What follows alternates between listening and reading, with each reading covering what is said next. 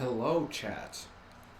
I know I ended the loading screen early. Is that a surprise to a lot of you? We're ending the loading screen early. We're just going to jump right into it. Let me just really quickly capture me a link so I can send out to the Twitter sphere.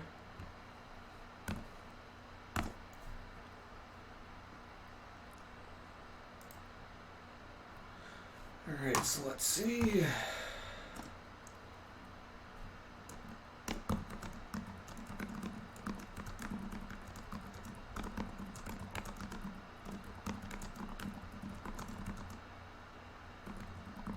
With the chat. Alright, chat. Hello, how are we doing today, chat? That's not what I meant to open.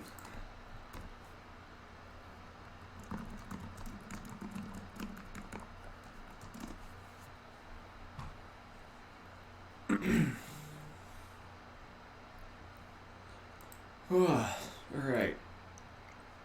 So, basically today all we're going to be doing is basically just doing moments and Conquest.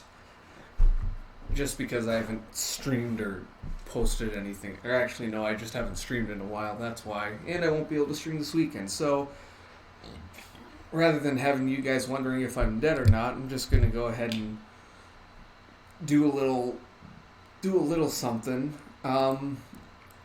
If you guys haven't already, I highly recommend you guys get these two Conquest boards done. They are very quick and they're very easy. You get yourself this nice Jackie Robinson card. I have not used them yet. TP, welcome to the chat, my guy. We're just going to be doing a bunch of Conquest. I'm just recommending to the masses that they should get these two boards done because you can get yourself this nice Hal Newhouser. You can get this Keith Hernandez, and you can also get this Jackie Robinson, which will all eventually get you at least a little something for events later on. Like, they might not be useful for your team now, but later on in the year, you might use them. I'm probably not going to do the backwards K board unless I'm desperate for XP later on in the year, but yeah, I got the first inning program done pretty early on. You got taken out of your baseball game today because your back is messed up and you don't even know how... I understand. I completely understand. I feel like everybody's been in your shoes. Because that's how my cross-country season was my sophomore and junior years. I had to pull myself early. How is my day going? Well, I don't even know. I don't even know how I feel anymore, if I'm being completely honest. Let's see. What all do we have to do? We don't have to do any of this until Friday, and I won't even be here to do it. But let's see. Oh, yeah, if y'all are following me on the Twitter machines, you may know this already, but we have a brand new second baseman in town. His name is José Altuve. All right. The only reason I did that is because I pulled Alex Bregman, and then I decided to just go over here and just finish off the collection. Do I even have days? No, I don't. I have nights. But yeah, I have this Mike Scott now in my rotation along with JV. Oh yeah, and then I also ended up pulling Craig Kimbrell out of a random pack, so that was cool. And then also I hit level 20 today, which allowed me to get an actual catcher now. So yeah, Jason Kendall is now going to be my full-time catcher. 76 speed is not bad for a catcher.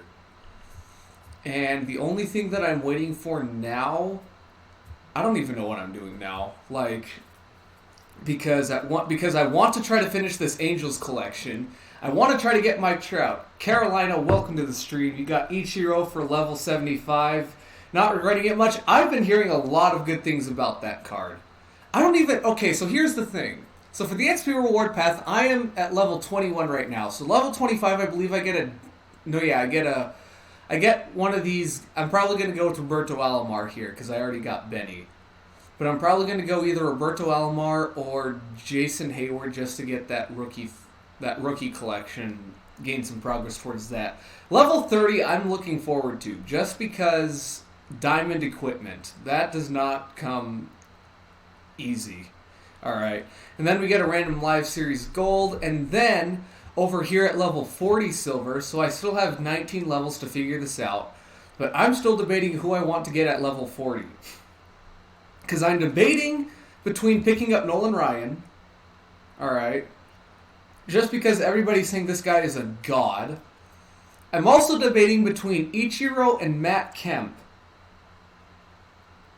So, yeah, I'm kind of stuck between 3 different cards right now. I've also kind of considered going after Giambi. So, yeah, I don't know who I'm going to go for at level 40. Well, some of you haven't even reached level 75 yet. And then you get to get it again at level 80.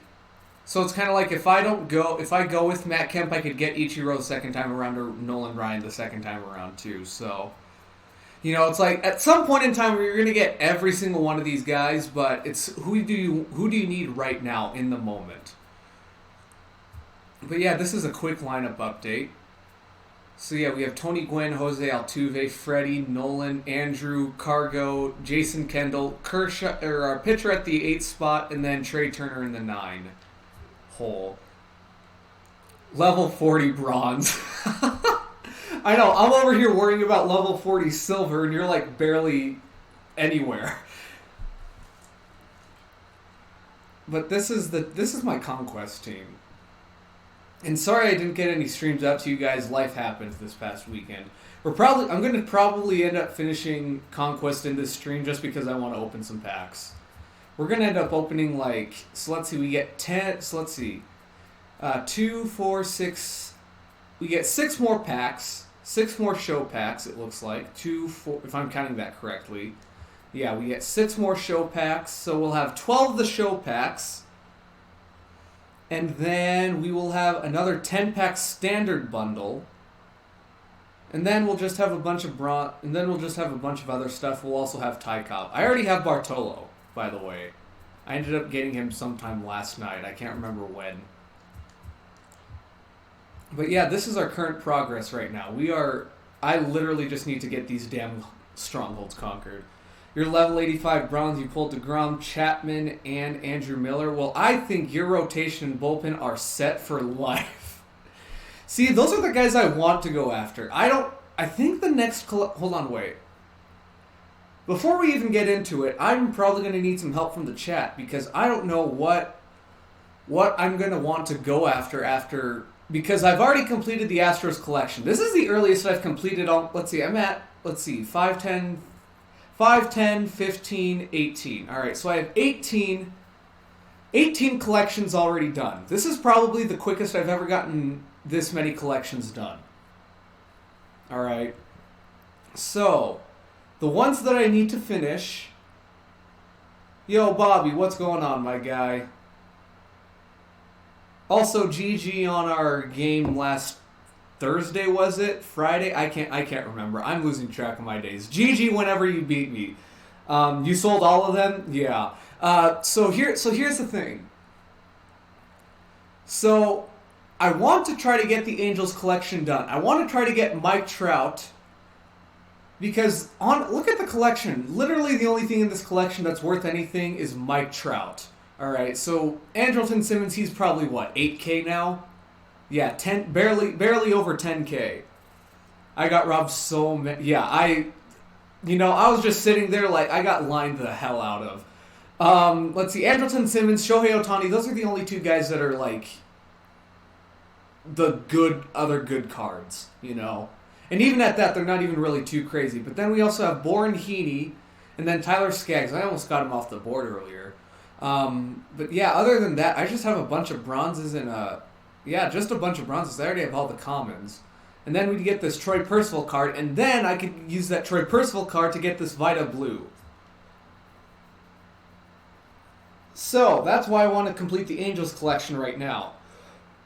Also, there are so many other collections that I could probably complete. Look at the Dodgers collection. They're not that difficult, honestly. These guys are all going for hovering around 20K. So that's about 60K right there. Seager's around 2.5. Bellinger's, I think, hovering around 11, and then everything else is whatever.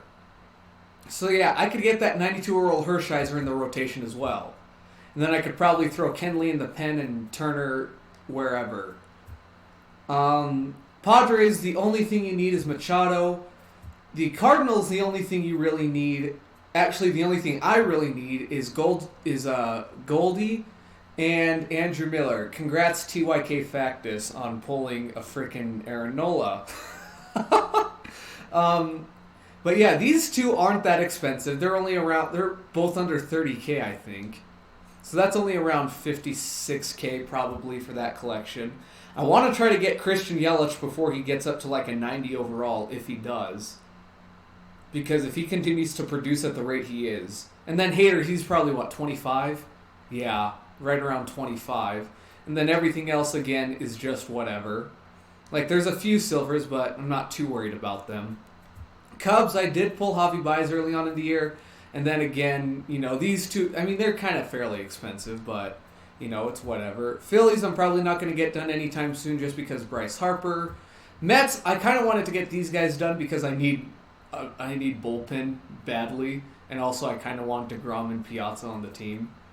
And then the Nats, Scherzer, I do want him in my rotation. But yeah, I don't know about that yet. Cleveland, I probably won't get done. Yankees, I'll probably wait. And the Red Sox, I'll probably wait. So I think these first three right here are the ones that I'll wait on till the end to try and get Willie Mays. Because even though I do only need 4 more collections done for this Pudge, you look at the 3 teams that you need to collect. You need Mookie Betts, Chris Sale, and JD.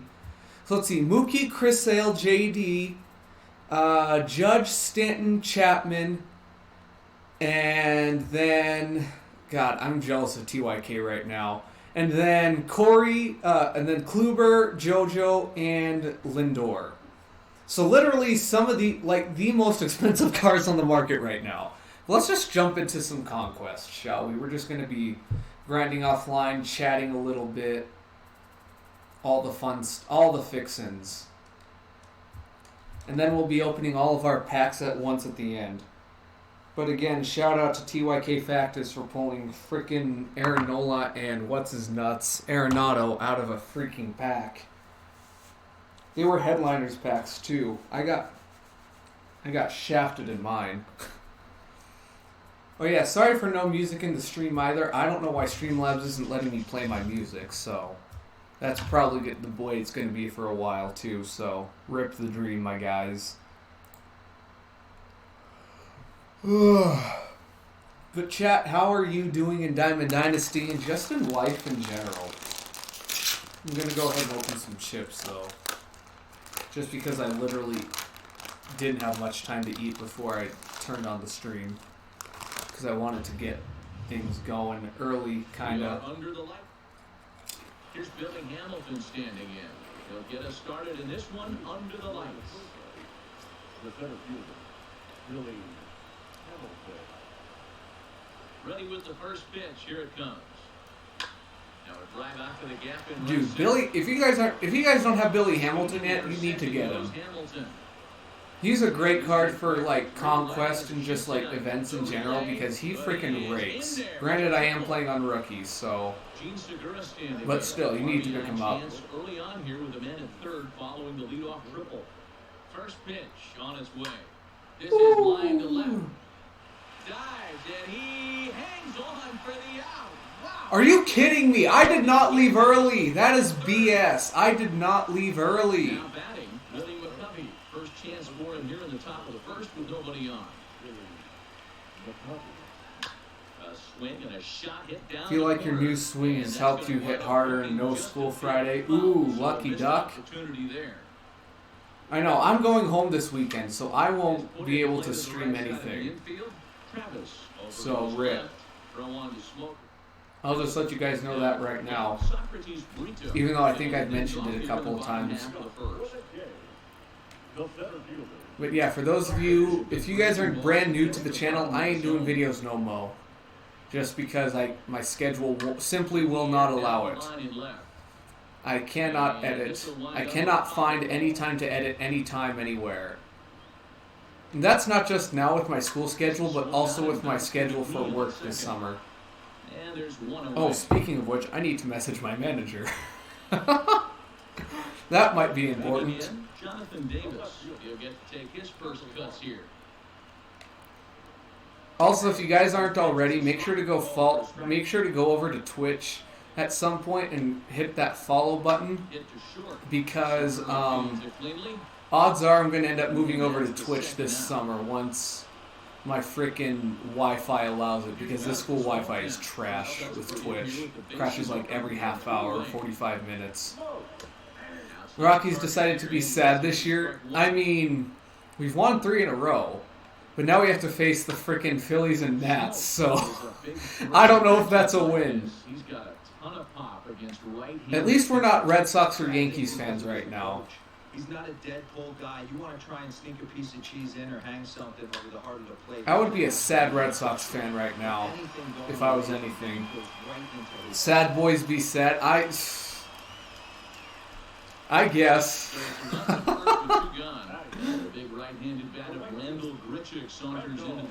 Oh, my rip. Yankees just swept the Sox? Oh, yeah. That's what happens when two bad teams just end up playing. It's just kind of like one of them has to come out on top at some point.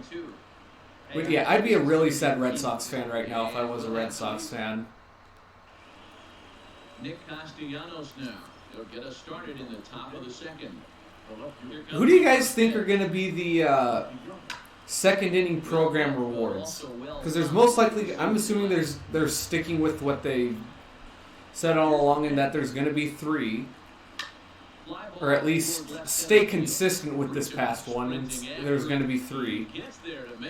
So let's see, there was a 91, a 95, and a 96.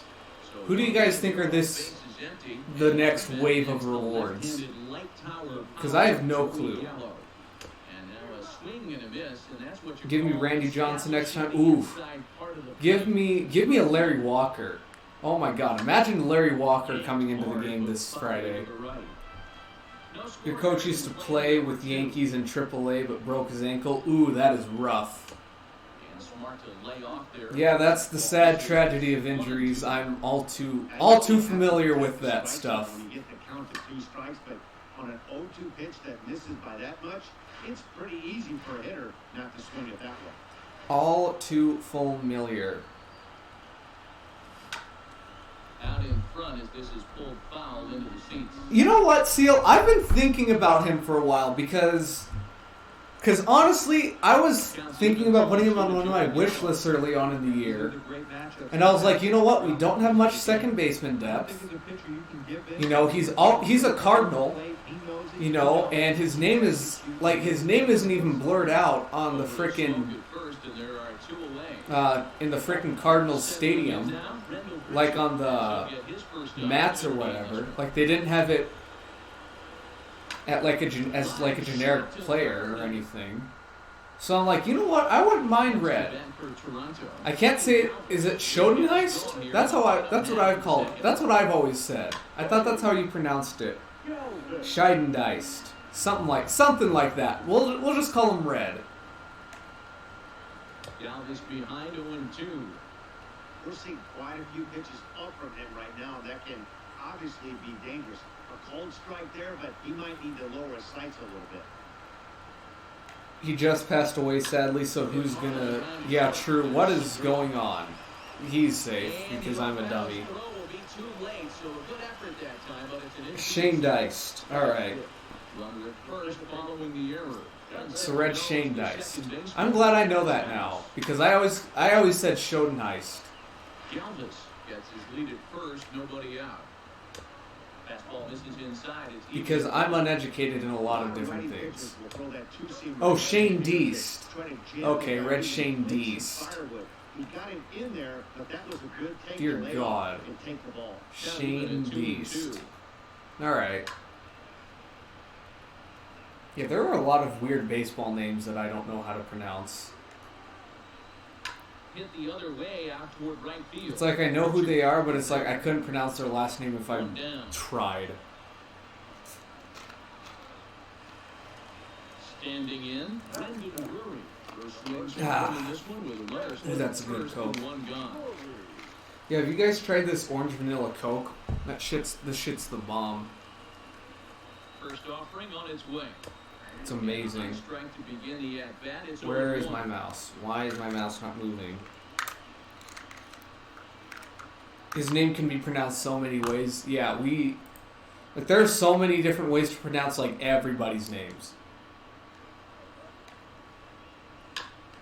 Hold this one in the Dear air. God, Nicholas Castellanos' break on the ball is freaking He's hilarious. got it. A nice play there. 2 away. He called Puig Pug for the first year.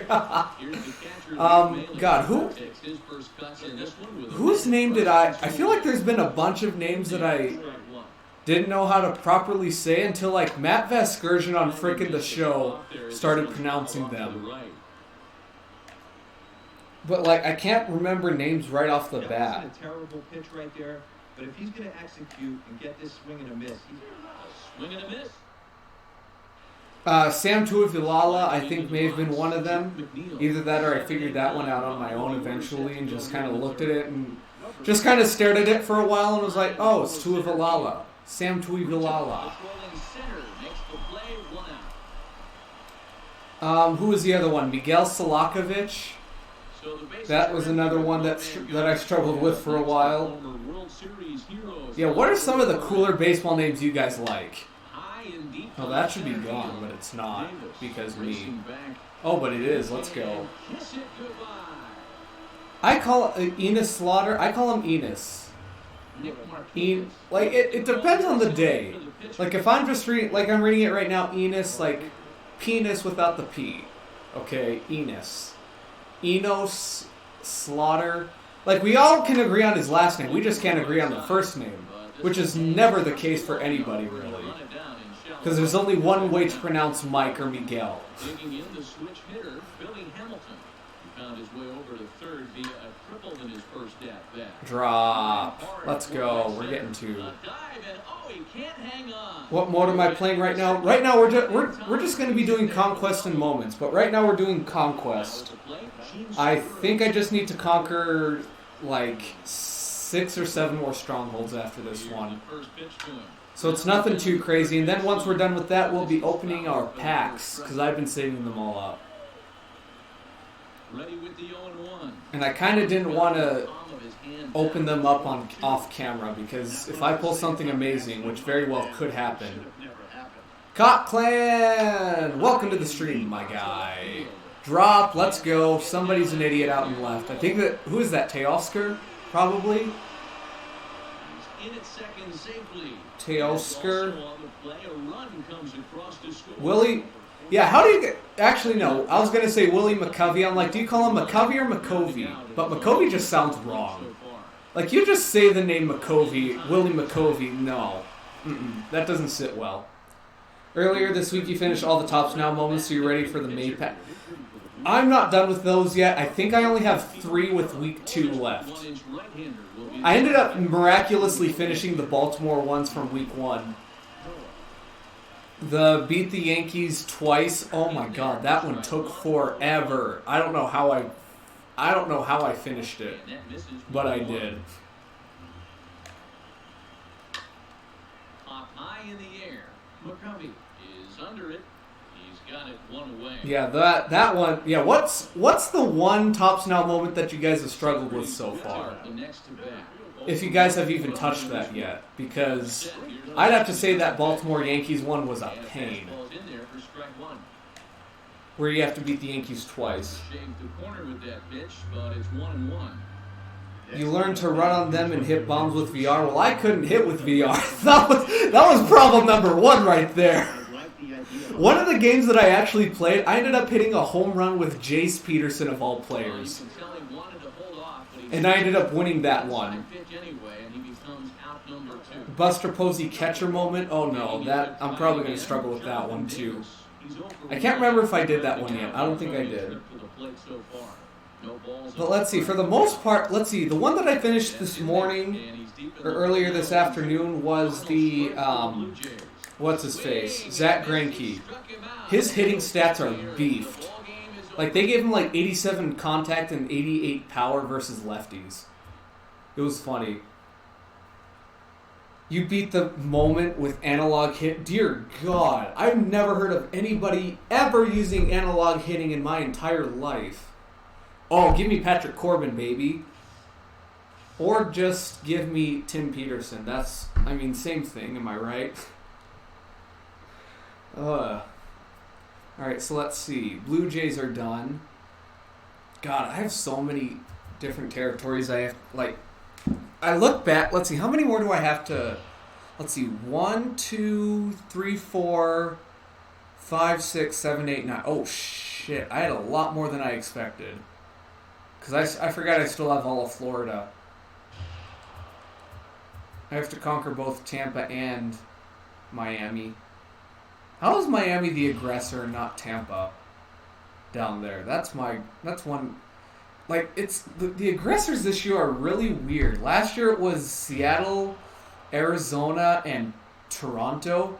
This year it's like nobody's really... Like, the only one that I noticed was really overpowering was Oakland. They ended up having like 3 or 4 strongholds. It was Hall of Fame difficulty and took you like 4 days, but somehow hit a bomb with a single... with Posey after that goddamn time with my first game using analog for fun. Wow. It was just like, you know what? Let's see what this analog hitting thing is like. Like, how is it? Because if it's anything like analog pitching, then I'd probably hate it. Oh, kill me. They had one job and they gave me Chris Sale. I have to face. Posey can't hit. I've been raking with him. But just like everything else in this game, I will absolutely Shrek the ball, but literally right at somebody. Here comes perhaps the fastest man in baseball. Perhaps the fastest man. Matty V, you are incorrect. Because 97 speed is not better than 99 speed. And Buxton is the fastest player in the league. Statistically. Bucks beat the Pistons good. What the hell is this camera angle? What freaking camera angle is this? And he's going to get to second now with nobody out. Is this the camera angle in Boston? If so, that's disgusting. The goal becomes square it up instead of hit a bomb at all times. True. Oh, this is hit high and deep out to left. I probably could have beat it out. He thought about third there, but retreats back to second safely. Yeah, I just find it weird. That hold on, wait, time blue. Give me Reese. Reese Hoskins will get a chance with a runner in scoring position here as he'll pinch hit now with one away. Yeah, it's really weird how, like, nobody uses analog hitting. But yet there are some people who still use directional, even though it's been proven that that zone is probably the best. Like, do you guys know anybody else? Anybody who still uses directional? Because I think the only time that I used directional when playing Diamond Dynasty was in 15 and part of 16. Other than that, that's when I think 16, like halfway through the year, was when I decided to switch to zone after this random YouTuber and streamer named Movie Gaming TV. That's when I started watching him, and he was kind of the one who was like, yeah, directional is not overpowered, zone is the way to go. And he fouls this one off. People want to mention Yellinger. I just said frickin' Yellinger. That's what happens when you try playing the game and reading the chat at the same time. People want to mention Bellinger and Yelich as going on a tear, yet no one mentions Ozuna hitting 308 bombs. Is he doing that well this year? Holy shit. I think, honestly, people are overrating the hell out of Christian Yelich. Oh my god. Is he a great player? Absolutely. I'm not trying to take that away from him, but my God, people are putting him on a status that, like, Mike Trout level. And I'm like, no, he's nowhere near that. Can he get up there? Absolutely. Like, there is no ceiling for him at this point. Directional was literally never good for you. Really? I found it very successful in 15 and part of 16. And then 16, I switched to zone and became like 1,000 times better at this game. So believe it or not, I was actually worse than this at one point in time.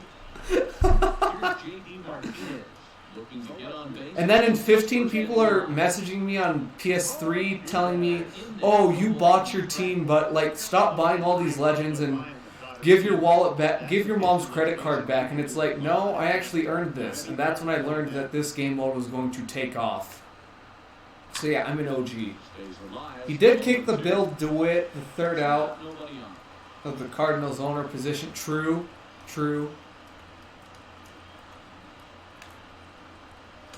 I mean, the only thing that Christian Yelich really has going for him right now is that he's the reigning MVP and he absolutely shreks the Cardinals. So like, if he played the Cardinals the rest of the frickin' year, then hell yeah, he'd probably be Mike Trout level. But like, the problem is he's not. So, nah. Not trying to say he's a bad player. It's just that he's like not as crazy ridiculously good as everybody's panning him out to be. It's like, well, he's off to a hot start. Yeah, well, guess what? So is Tim Anderson. Tell me where he is in October. You know, it's just kind of like everybody has a hot start. Get over it. People who buy their teams are the best to crush because you know they destroy their controllers when you... Oh, I know. Last year, I ended up playing a guy who... I don't know if the video ever went up. I don't think it did. I don't think I ever had time to edit that video, but... There was a video where a guy was literally like trash talking me the entire time. He was like a bronze level something, and you know, it's freaking September. Or no, it was actually like November or December. Maybe even hell, it might have been no, it was January. And this guy had like Christian Yelich, like he had a bunch of the good cards that were already out, but only the ones that you could buy off of the freaking market. So it's kind of like, oh, clearly this guy bought his team. And I ended up losing to him because MLB The Show 18. But yeah, that guy was... Oh man, it's so funny. It is so funny when people buy their teams. GG, welcome to the chat, my guy. Welcome to the stream. We're just playing some Conquest and doing some offline mission grinding because I kind of want to get this stuff done. Because I'm kind of desperate for XP and stubs. Well, not necessarily stubs because I have my methods. I've figured out some ways to make stubs. Oh yeah, Seal, by the way, your method has probably been the best method I've ever used in any MLB The Show ever. Because that's the only reason I ended up getting frickin' Mike Scott last night. And just to put this into perspective, last night when I went to bed, I was sitting at around 30K. And then I ended up getting, like that was before I ended up putting in a buy order for Gerrit Cole. And then I bought Gerrit Cole. It brought me down to less than like 15K, I think. Around 13. So I think I was actually more around 28K. And right now I'm sitting at almost 33K. So, Seal, shout out to you. You get all the props. Your cap is an 85 or 89 when everyone will want me to... Oh, probably. I know, I've been looking at so many different caps, like... And then they have, like, all the diamond equipment on them, and I'm like, dear God. Like, these guys are crazy. Like, caps this year, I think, are more overpowered than they've ever been in MLB The Show, which is crazy to think about. Because the reason they created the different... Like, the reason they created the frickin'... the way they do caps now is because of the reason they were so overpowered. And now they're getting they're getting back, if not better, than what they were in 16 and 17. Those guys were overpowered as hell back then, though. You're always the first to find the best source of income in games. Yeah, guys, if you need stub making methods, go to Seal, because apparently I don't know anything. Like, I ended up finding my own method, but it wasn't as efficient. Like flipping the common players was not, like, it was a good method for a while, for the first couple of weeks, because common players were still going for like 100 stubs and whatnot. But then after that, I was kind of struggling to find like a decent way to get some stubs quickly. Next up for the Red Sox, Rafael Devers. He'll lead things off. And then you were like, set the filter to 65 overalls and just buy the entire page of common guys, or buy the entire page of bronze guys. And then I was like, okay, let's give this a try. And next thing you know it, in 2 days I'm already at 40K. You got lucky and don't see the bronze market going any. Yeah, that's the one thing. Is this method is probably going to work for. I'd be comfortable. I think you could confidently say. I think you can confidently say that that this method could work up until maybe the middle of June. Maybe beginning of June. Not only that, but I'm also not scrolling through 23 freaking pages of 23 freaking pages of cards. I'm only flipping through like three and four other guys on page 4. And he tracks it down. And this ball game is over. All right, on to the next one.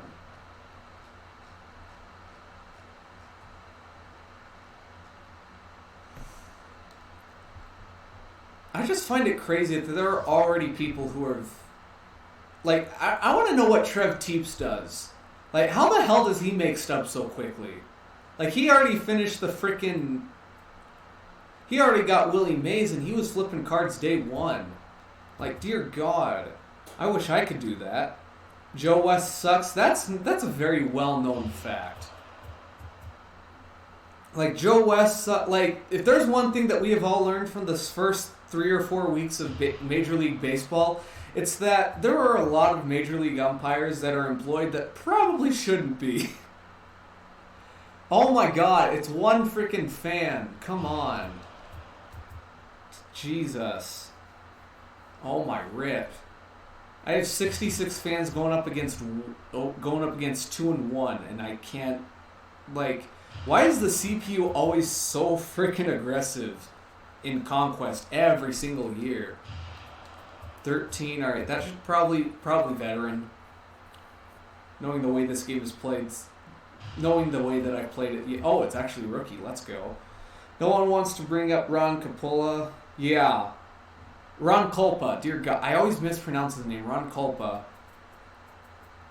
Blowing the Cards versus Brewers game Monday. I mean, Ron Culpa, like, ever since the Houston Astros game when he was staring into the dugout, like, nobody's liked Ron Culpa since then.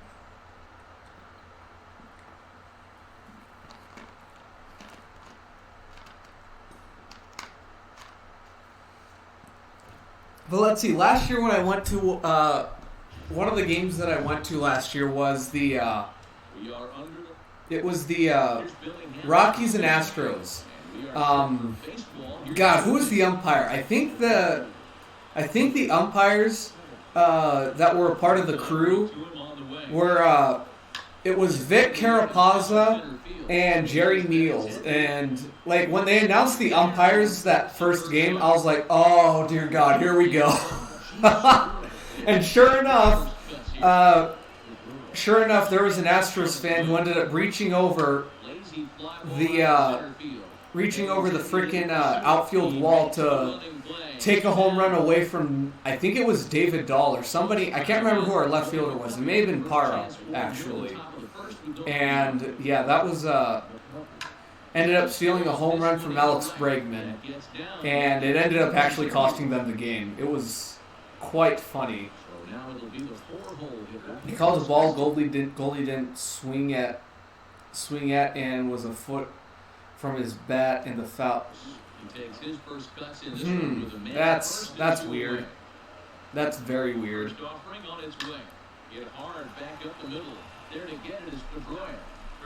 But yeah, there are a lot of umpires this year that are.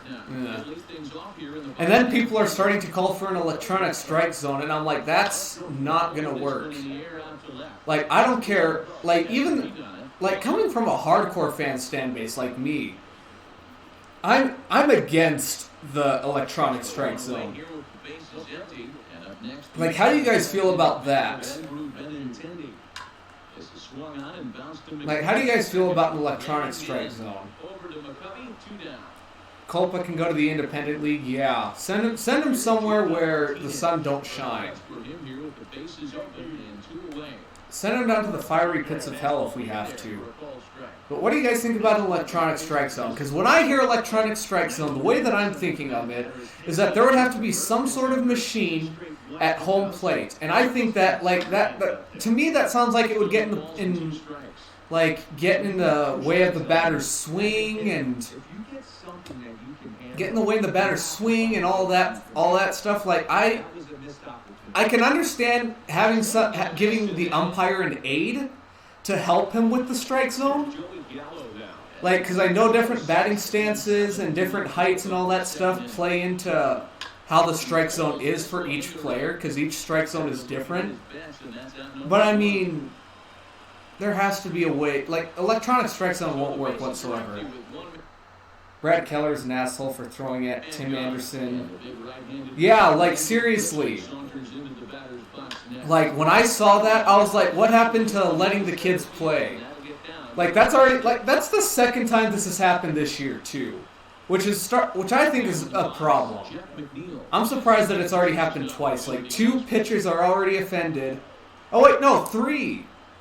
This is the third time. This was the third. No, yeah, second.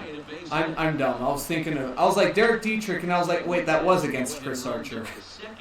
But yeah, this is the second time this has happened this year, and honestly, that's 5 times too many. Like, the slogan for this year's season was, let the kids play.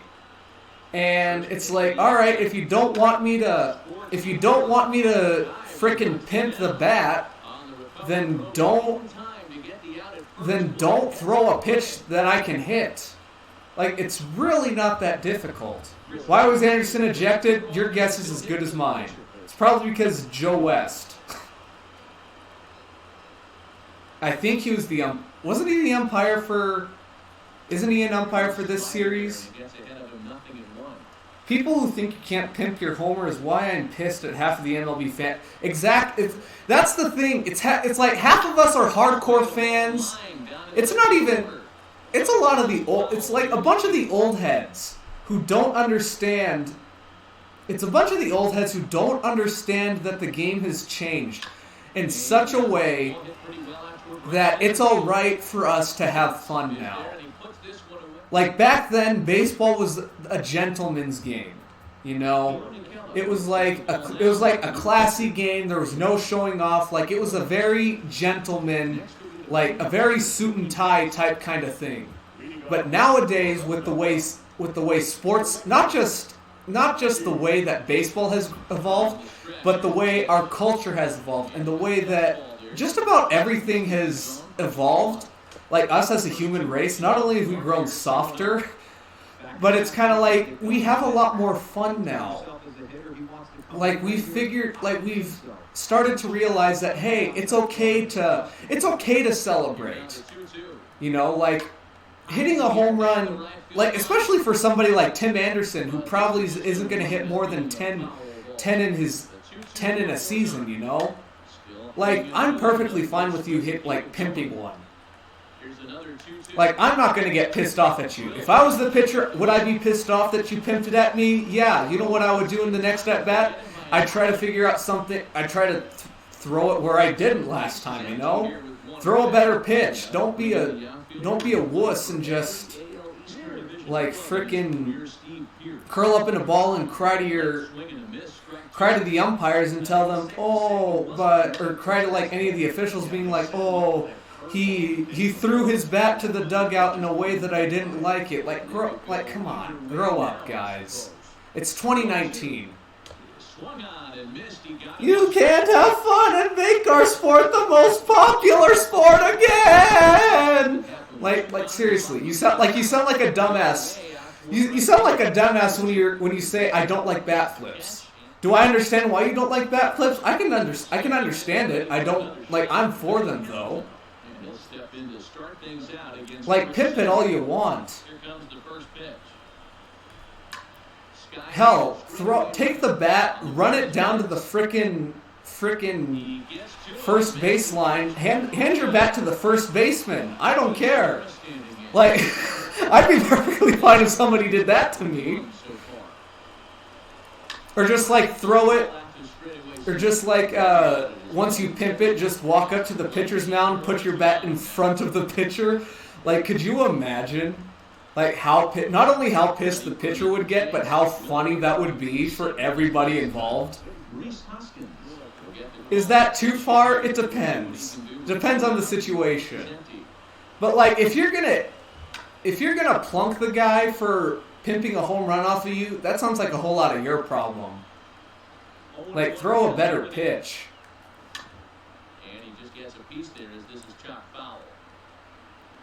Ooh, that was a fun little tangent. I love going on tangents like that because it's part of the reason why I hate some of the MLB fan base, because they're like, "Oh, I hate fun." It's like, if you hate bat flips, you're a fun hater. Yo, Jays, what's up, my guy? Welcome to the stream. We're just talking about how stupid it was that Tim Anderson got ejected for pimping one. Urania was in the right for drilling Acuna. Well, how about you do better against Acuna and not drill the guy when he's on frickin' fire?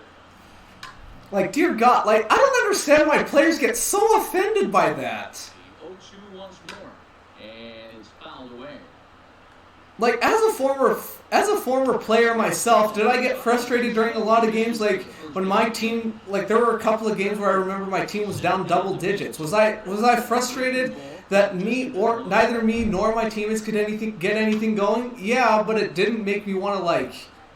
There was a couple of games where I wanted to walk off the field, but still, it's not like I'm gonna, like, you know. But like, if I did something great, then I was gonna celebrate something great. Like, you shouldn't be punished. You shouldn't be punished for doing something good, you know. Like, celebrating in sports is should become more common. It's like the one time that I don't really, like, get that excited over is basketball, just because I'm kind of boycotting the NBA right now. Make sure to buy another Blake Snell for when he goes diamond for this update. I don't know who I'm going to buy yet. I'm thinking about investing in some Acuna. I'm thinking about buying a couple of Ronald Acunas, because he has what? I think I looked at his stats recently. Last year he only had 2 defensive runs saved, and this year he already has a total of 6, 5 coming from left field. So, I mean, if you guys want some Ronald Acuna, all he needs is that. He's probably not going to get a hitting update quite yet, but I think he's definitely going to get up to, like, between 70 and 72 fielding.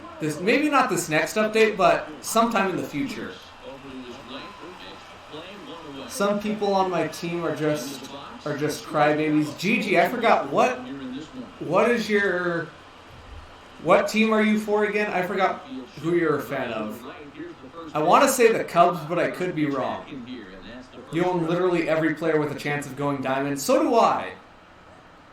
The only one that I don't have is Cody Bellinger. And honestly, I don't think it is the Cubs. All right, yeah, no, yeah, the Cubs fan base. Not just the Cubs fan base, but just like the team in general. It's just kind of like, yeah, you're probably not going to get above third place this year, or at least that's where I have them finishing. Yeah, the only one that I don't have is Cody Bellinger, and I see him going up. I don't think he goes diamond this. I don't think he goes diamond this next update. But that also depends on if they move him to right field or not. So yeah, keep that in mind too, guys. Position changes can either make or break somebody's overall. And Cody's been playing a lot of outfield this year.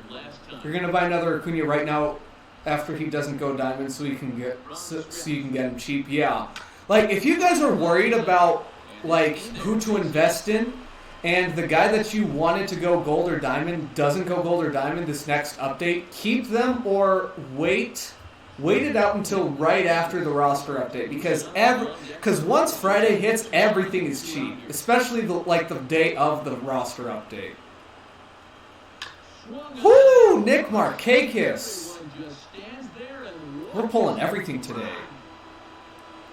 Your pack luck has been terrible after pulling Scherzer. About 50 packs ago, I only pulled 2 Nolas and a Carlos. That's not bad, pulling 3 diamonds, but with the prices those guys are going for, that's kind of bad. Oh, I could have made it to second. God dang it. Kayla, welcome to the stream, my guy. Do I think Snell will go diamond? Oh, let's see. I think Snell, I think he goes diamond this year. I don't think it's going to be on Friday. Here's the only reason I say that. I think he gets boosted up to an 84. All right, I think he could get a slight boost, only a +1. But I don't think he goes to 85 this week just because he's on the DL. And I'm still going to call it the DL, goddammit. Don't you dare correct me on that. You're about to be rich once these cards go diamond. I know, I have so many. I'm glad that I have like 18 collections done because Herman Marquez is gonna go gold. Jose Alvarado's most likely gonna go gold. You know, there's a lot of people who can go gold and diamond in this next update. I think Herman goes gold this next update, very honestly. I highly recommend you guys invest in Herman Marquez over Kyle Freeland because Herman is the ace. Changed my mind. Look for him to stay a little taller and keep that upper half a little bit more over. Takes this the other way to right. Don't forget Snell broke his toe today moving a bathroom decor. Yeah, that's what I'm saying. I'm like, because he went on the DL, I don't think he goes diamond in this update, but I think he does in the next one.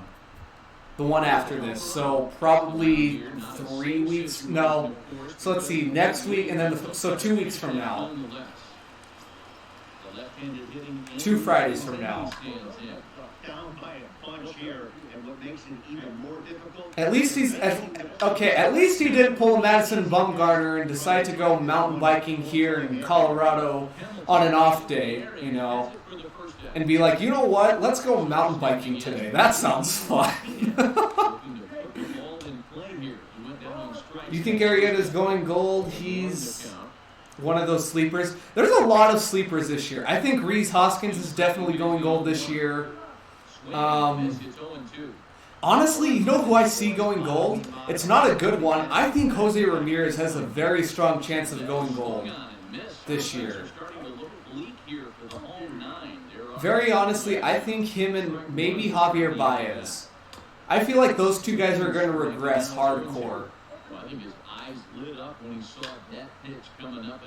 You're getting Jose Alvarado because he's going to be a nasty gold with a 99 velo and break. I actually ended up getting him as an endgame reward after a Conquest game earlier today. So, like, I'm set. I already have him. I have one for my collection, one that I'm keeping to wait until he goes gold. What do you think about Luis Castillo? Will he go gold? What is he looking like right now? Let's see,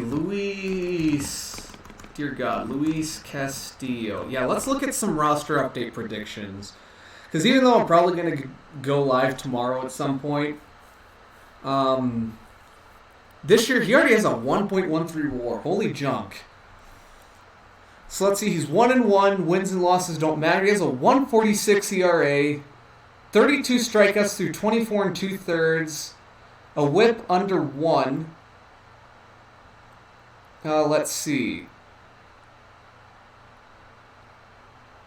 What does the rest of his stats look like? How many has he walked? He's walked 13 walks in 24 2/3.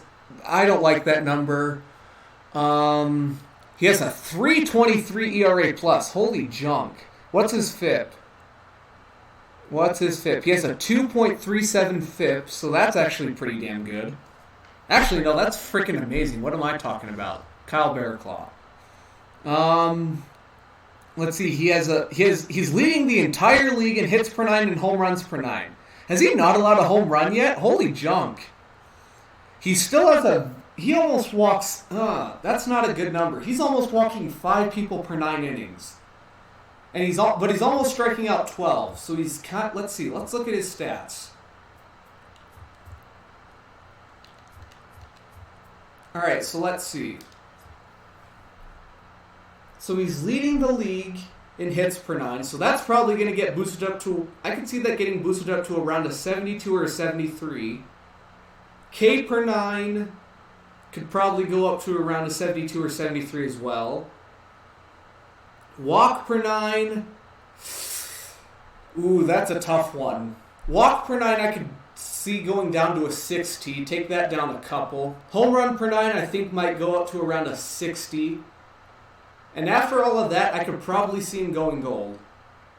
I don't know if it'll be this next update, but I think Luis Castillo goes gold at some point. If he continues the pace he's at right now, I definitely see it happening. You're hoping Palka would be Chris... Yeah, why wasn't anybody talking about that? I was today years old when I learned about Daniel Palka almost losing, almost beating, catching up to Chris Davis. I was like, what the hell? I was like, why is it still having me in the attack phase? It's because I can still attack another one. Don't forget Paul DeJong is running a stat line. Guys, invest in Paul DeJong. That guy, he might go up to a 78 or maybe even a 79 this next update. Because what is he at right now? A 77? Sleeper gold later this year. There's a lot. Let's see. I think Herman goes gold this next update, just because he's already classified himself as the best Rockies pitcher of all time in a span of 3 years. Don't invest in guys. If I recommend you not to invest in somebody, don't invest in Ian Desmond or Chris Iannetta, because neither of them know how to play baseball. I don't know who else you guys should... I don't know who else to recommend. Tim Anderson might go silver this next update. I think he ended at a silver last year, right? If I'm not mistaken. He was a 75 or a 76 to end the year last year. So you could easily get back up there.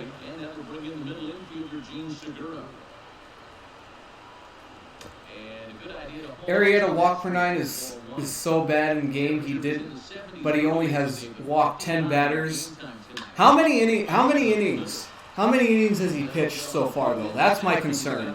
It's not how many walks they have, it's how many walks do they have per inning.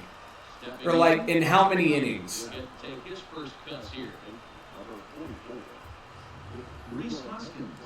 Not the best, but it would improve. I think I need to know how many innings he's pitched to get a better feel of what he's going to look like. Did you know DeJong's statistically better on defense than Javi? Everybody's statistically better than Javi. Javi's just flashy. Javi Baez is one of the most overrated players in the MLB right now. And I suck at this game. He'll get a big defensive buff. You know what I want to know? I want to know what defensive stats what advanced defensive stats they're looking at for fielding this year. Because if it's DRS or UZR, because I look at both, But most of the time I'll just end up trusting... Most of the time I'll end up looking at defensive runs saved. And I don't know if that's the one that they use. Because if so, then Acuna's fielding rating is kind of low. Unless they classify 50 fielding as average. You're a diehard Reds fan, so you'll be talking about the Reds a lot. So what about Derek Dietrich and Jesse Winker? Derek Dietrich, he's a bit of an interesting guy. I'm a pretty big Derek Dietrich fan. Actually, I've been kind of indifferent about the guy, but it's like if the guy gets brought up, I'm like, yeah, I like him. You know, just kind of one of those guys. I don't think he exceeds a 73 overall this year, just because he's more of a bench bat or a platoon guy for. Because let's see, the infield is. Because let's see, the infield is Votto, Scooter, Peraza, Iglesias, and I forgot. Eugenio. And then in the outfield, and then in left field or right field, you guys have Winker and Schebler and Puig now. So it's kind of like, you know, Dietrich I think might get a slight buff, but I think Winker could end up getting in upwards of a... I don't even know. Maybe in upwards of like a 77. I think he'll definitely... I mean, he's only 1 point away from a silver. He's only 1 point away from the silver, so it's not going to be too tough for him to get to that silver status. I could see him kind of flirting with gold this year if he plays enough. That is, if he plays enough. Because, honestly, looking at the Reds team, they're kind of stacked everywhere, and it's kind of tough to put pieces together. You own 8 Ketel Marte, so we better go silver. I know. You know who I've been thinking about investing in hardcore is Dan Vogelback. Because that guy has gone off to start off the season. I could definitely see him going up plus 10 this year to a silver if he continues to play the way he is. And especially with him being a DH, like he doesn't, maybe a slight fielding increase. Like there's not much that you need to do with that Dan Vogelback, just increase power and contact.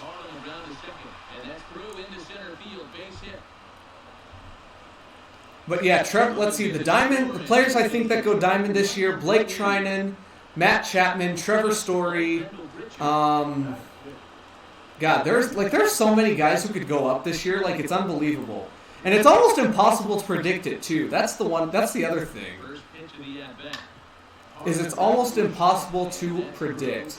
And speaking of stuff, let's go ahead and shamelessly plug real quick. Are you a part of the Chris Davis to the All-Star Game movement? I'm a part of the Chris Davis is going to be Comeback Player of the Year train. I've been behind Chris Davis for a while now. So I mean, like I've liked him since his. I've been a bit of a Chris Davis stan ever since he was on track to beat like the home run record or whatever. You just pull a Diamond Simmons out of a free Conquest pack. I mean, it's good that you pulled a diamond, but ooh, that is rough. Ooh, that is rough. That's disgusting. That's not good. That's all I have to say about that is that's not good. Meanwhile, I'm just running randomly around the bases. God, I've had so many like 13, 14, 15 inning running games in this freaking Conquest run. Like honestly, guys, if you haven't finished any of the Conquest boards, I highly recommend you get the Jackie Robinson Day 1 finished, and then you go after Keith Hernandez, and then go after Ty Cobb. Unless you want Ty Cobb first. Because either way, you'll end up using at least 3 of those 4 guys, or at least some of those guys at some point in the year. Like, I don't think it's going to be that tough to get them. Cardinals didn't listen to 6th grade me when I said he deserved $200 million from us. Ooh, yikes! That would have been That would have been bad. It's coming. Here it is. He pops it up, drifting just beyond the infield. Yikes. Ohtani is there, and he has it for the Jackie took you 10 minutes. I know. It's like if you think, I'm trying to sit back and think how long it took me. I think to get the entire, the game itself should only take you 10, 15 minutes. But conquering the entire board probably takes around 20 just because the CPU is so aggressive this year. Maybe 15 to 20 in total. So yeah, if you guys haven't finished Keith Hernandez and Jackie Robinson, that's literally about 10, that's probably around 45 minutes of gameplay. That should get you 3 free golds. So yeah, it's really not that difficult. I closed my eyes so you couldn't see the stats and saw the team and thought you got Trout because you forgot about Simmons. Dude, that's the one thing that I kind of hate about the Angels collection is that there's 2 diamonds, but one of them is literally the worst diamond you can pull. Like the Angels collection, you get the best diamond in the game, or the best Live Series diamond, and the worst Live Series diamond. Arrieta has 10 walks through 28 and with 18 strikeouts. Okay, so that's not that bad. The strikeout to walk ratio I'm not a huge fan of, but 10 walks through 28 innings is not that bad. So that's only what? So let's see. 10 divided by 28 times 9 maybe? Is that only about 3 walks per 9? 3.2 walks per 9 if I'm doing the math correctly? That's not terrible. There's definitely worse. Yikes. Your team's so good you don't need or want Conquest rewards. Yeah, that's the one thing. The only reason I'm doing this is just because I finish Conquest every year. The only reason I'm doing it is because Stubbs and XP. Yeah, my team is good enough that Ty Cobb might make my... I'm considering whether or not I want to take Dave Parker out. And I might not even need to take him out. Earlier today, I literally ended up getting Jason Kendall to get a full diamond, to finally get a full diamond starting 9. So, my team is already good. But at the same time, Carlos González is kind of suspect out in left. Ooh. Yeah, you flex on me, Seal. That's not the only flex that I know you'll be flexing in this stream. I think we all know the other flex. I want to wait to see if he actually does it. I'm waiting for it. Is it finna happen? It may or may not happen, ladies and gents. And strike 3, more or less. Hamilton is under it, and he brings it in for the second out of the inning. We'll get the call here as he'll hit for the pitcher. This year is when you realized a lot of people get these bad diamonds, and you may have never gotten a bad diamond. I haven't gotten a bad diamond. There's the flex that I was... There was the odd flex I was looking for. I know, I'm looking at the pulls that I've gotten. The worst one that I got was Aaron Nola, and even at that, it wasn't that bad of a pull at the time, because he was still going for around 20K. I think the worst one was probably either Aaron Nola or Kenley Jansen. The other ones were not that bad. Because let's see, I pulled Nola, Kenley,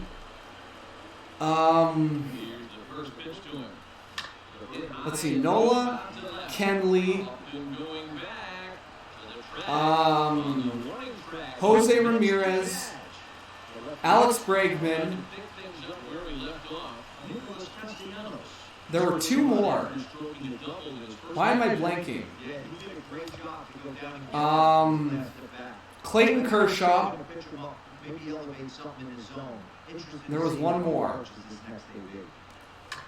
There was one freaking more that I'm missing. Which one is it? That's in for a base hit, his second in his many trips to the Which one was it? Like Joey Gallo in games through with an RBI. Oh, Javi. Duh. The first one that I packed this year. Yeah, so literally the worst one that I pulled was Nola, Kenley, or Kershaw. Because they were all going for around the same price when I sold to all of them. Here's the 0-1. Hit hard toward the right side. That's in another base hit. He's two Last year, people going out of their way to get that 94 Jackie, and it was just sitting there wondering what people were... Yeah, it really wasn't too crazy. Is there an echo? Is there an echo? Shoot. Last year, people going out of their way to get that... Dear God. My bad. That's just the way this room is, though. My bad, EB. Rip the dream. But welcome to the stream, my guy. But yeah, last year there were so many, like, who did I even pull last year for diamonds? I can't even remember. Besides the 10,000 Javi Baez finest cards that I pulled. I literally pulled him 3 times last year. You're praying to MLB gods for your 30 so far. Your 30 so far Arrieta's go gold. Could have had more, but you needed someone to stage an intervention for your package. I know. I need to figure out a guy that I want to invest in like all year long. Because there's a very good chance that there's a silver this year that could go diamond. I don't know who it could be. Maybe it is José Altuve. You know, who knows? He pulled 9 diamonds this year, and 4 of them were the worst ones in the game, with Catfish Hunter, Strasburg, McCann, and Nelson. Ooh. Yeah, see, 8 diamonds sounds mad. Like, 8 diamonds sounds absolutely outrageous for, like, the average Joe. But then it's like you sit back. But then it's like you sit back and it's like, yeah, 9 of them... Or it's like, yeah, half of them were literally under 10K. And you're like, ugh, that's disgusting. Ozuna could go diamond this year, just saying. You haven't pulled a diamond since Edwin. When was the last diamond I pulled?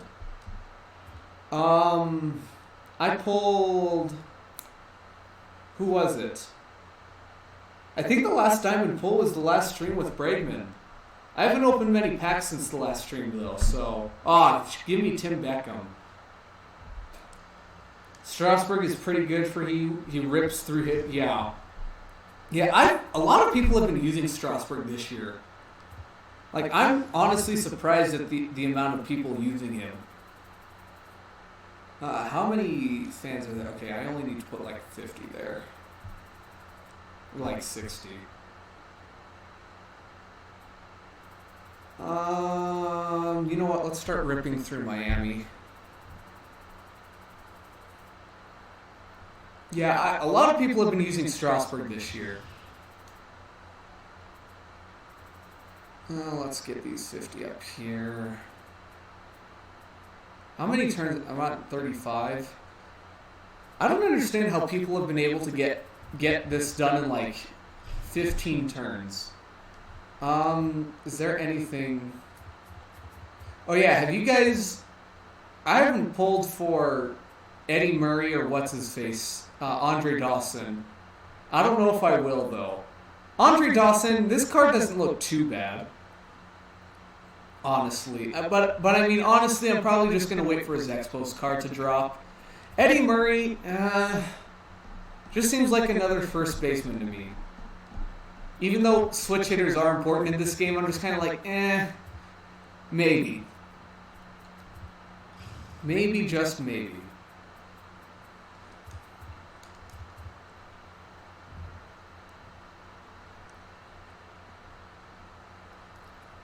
But yeah, hopefully once we get all of this stuff done, we can rip some packs and get some diamonds. Because we're going to have a lot of packs to go through. Best budget beast in my opinion. Ooh.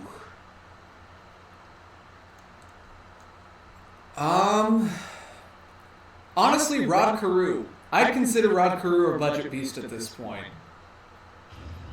The only way you can get that 83 overall Rod Carew is by completing the Twins collection. And not only that, but you also get Nelson Cruz and Eddie Rosario out of that collection too. And Jose Barrios, who's probably going to go gold also. So yeah, I'd honestly say Rod Carew is a budget beast at this point. Who the hell is this? Is this Sherrod Cotton? Daniel Mangden. God, his windup is so weird. But I love that guy's mustache, if he still has it. Jays, you've also pulled 9? Yeah, how many diamonds have you guys pulled? And if so, which ones have you pulled? Let's see, Seal, we all know that he's Pat Tatis Jr. at this point. I mean, it's probably going to go on a t-shirt one day. Let's see, you played the Dawson moment, and he was one of the worst swings in the game. Yeah, see, that's the one thing. Yeah, I ended up watching Cougs' gameplay for him, and honestly, I'm like, the card looks impressive. Like, the fielding is great and the hitting is great, don't get me wrong, but at the same time, like, the stance isn't that crazy. I'm not crazy about it. You pulled two. Yeah, Edie just is not having anything. He's not having it this year. Murray was still hitting 0, so you're selling both. Yeah, honestly, Eddie Murray just has a weird stance. Like that 90. As much as I love Eddie Murray, like, I'm probably not going to end up using him. Not only that, but I've never really used his cards. I don't think I've ever used an Eddie Murray card, except in VR. I think I may have used his Dodgers card for a little bit in 17, but I think that may have been about it. Best diamond is Nolan. Ooh. Wow, I wish I pulled a Nolan from a pack. Instead, I ended up buying him. Just because I wanted to get Nolan Arenado. Because as we all know, I am indeed a Rockies fan. I don't want to talk about it right now.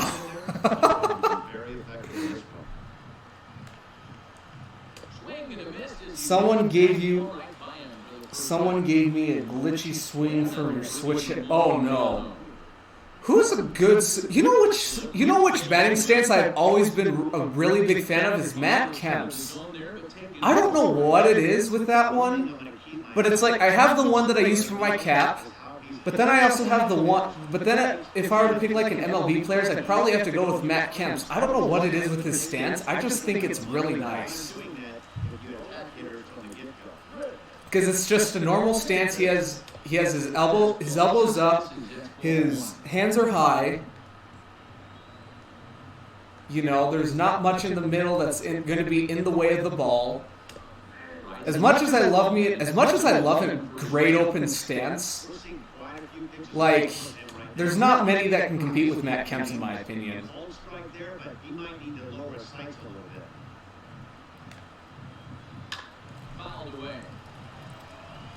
Let's see. Nolan was out of a ball and is a habit. Who did I get? I haven't gotten much out of ball and his habits this year. Last year through a couple of packs, I ended up getting like Goldschmidt and a couple of other expensive guys. But there was never really like that one diamond that made me go, oh shit, that was the pitch. Giants have scored more runs over the last 2 games than the Rockies have had all season, honestly.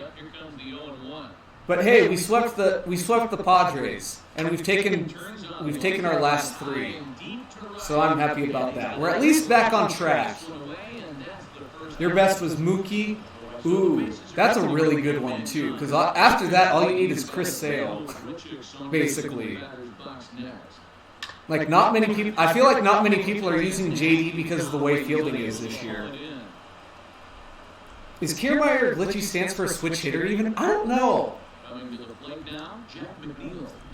I don't even really know. I don't think so. just because I haven't used a cap in a while. Honestly, you know what? I think next week, at some point, I might start Road to the Show on stream. Pujols isn't even working for your cap. Yeah, Pujols doesn't really have that good of a stance. I'm trying to think of like some solid stances that like I love that whenever that guy comes up to the plate, I am a fan of.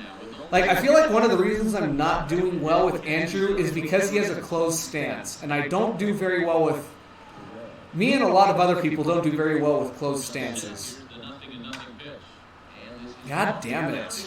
Let's go. Oh, shoot. Just wait for Sale to go gold, honestly.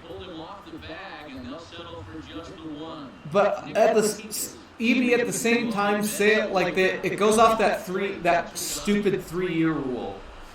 So technically, Chris Sale wouldn't dip below an 88. Like, if he did get a downgrade, it wouldn't go below an 88. Come on, drop. Let's go. Who do you think the secondary program diamonds will be? That's what I was asking the chat earlier, and nobody really gave me a response. I honestly have no clue. Because I'm trying to think, they had a hitter and 2 pitchers this time around. I honestly don't know. I wouldn't mind seeing a Larry Walker. But at the same time, who's the great John Mulaney once said, "Who's to say?"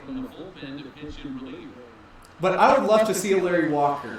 I think we might see one brand new legend this go around. Aubrey Huff, Matt Cain, and Andres Torres. Oh, but could you imagine if they actually gave us an Aubrey Huff card? Oh, I would roll on the ground. Mariano, Randy, and Larry Walker for this. Dude, that would be the biggest nut of all time. But honestly, what would they even give? Like, what would Mariano's pitches even be? Like a cutter, a 4-seamer, and a sinker, maybe? Because all he really used was the cutter. And he never even really used a sinker. He only used it for a couple of years. So, I mean, a cutter, and a cutter. And you can't do that in this game. Unless they give him like a cutter, a 4-seamer, and a 2-seamer. You hit great with Votto or Didi Gregorius. Yeah, Votto actually has a pretty good stance. Maybe Freddie Freeman. I like Freddie Freeman's stance a lot. Maybe, you know what? Maybe try Trevor Story's. Trevor Story actually, he has an open stance and it's not that bad. Who would I pick? Out of the ones that you mentioned, I would easily go Larry Walker. Just because of the sole fact that I'm a biased Rockies fan. But at some point in time, I would try to get Randy and Mariano on the team. Cutter and changeup only, but the cutter moves at 95 with the slider level movement. Yeah, I mean, the one thing about Mariano's card is that there's not many pitches. Like, in real life, he was absolutely amazing, don't get me wrong, but, like, translate that into a video game, there's not much you can do with him because he really only had one pitch. And at some point in his career, he had 2. And even at that, he barely used that pitch. Like a cutter, sinker, and a 4-seamer.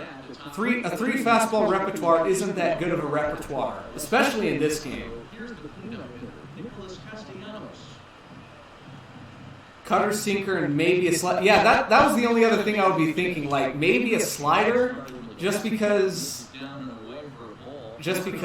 I mean, cutter and slider have the same movement, but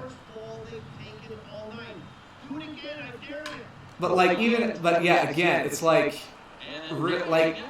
there's not. It's kind of like a Derek Jeter card. It's like in real life he was a pretty damn good player, or actually he was an all right player, but like in game it wouldn't really translate. Like the guy would probably have 81, 105 contact with like mid 30s, high 30s, low 40s power. Like, like, you know, and then like well below average fielding, maybe some speed, mid-70s speed max. Holy junk! Just give him a knuckleball because why not? Exactly.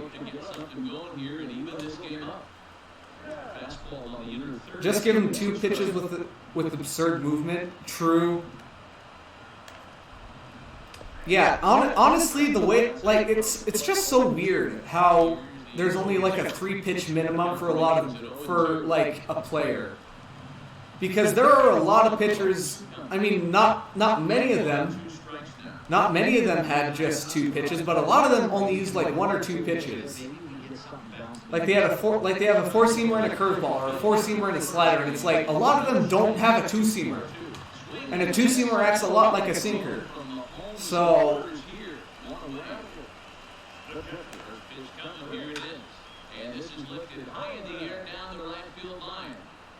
get there, thank you. What do you got?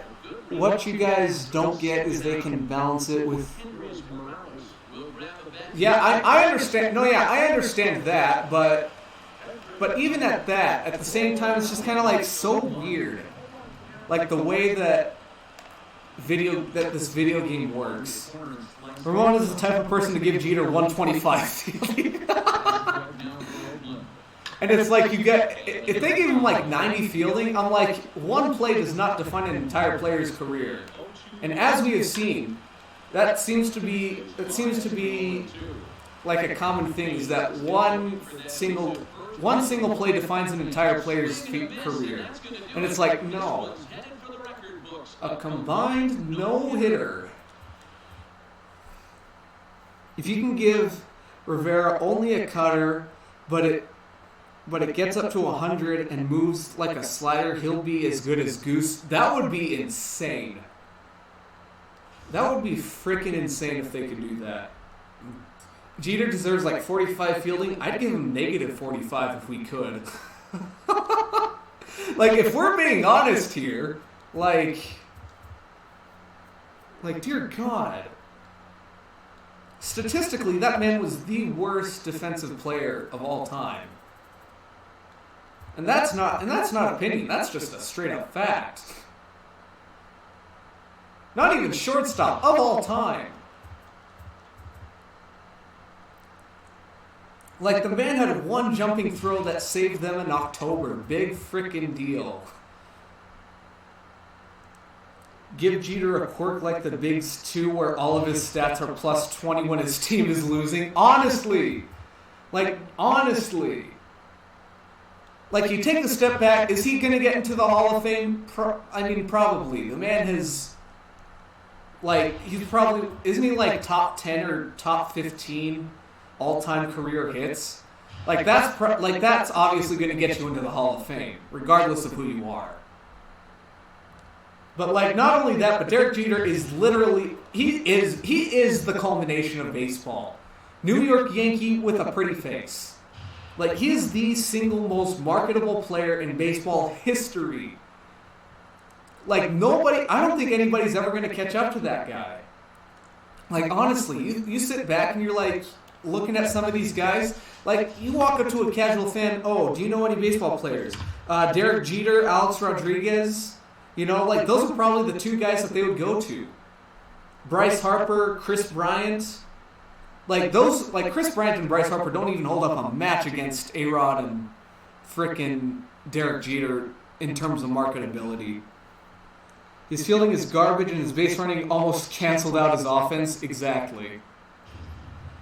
Norm Charlton, Randy Myers, and Pete Rose should be the second inning program diamonds because they were already. I had Randy Myers as one of my dream cards. I would love to see a Randy Myers because I want to, because not only because I looked at the guy's stats and he seems like a legend that could be in MLB The Show, but also because I'm kind of desperate for a left-handed reliever right now.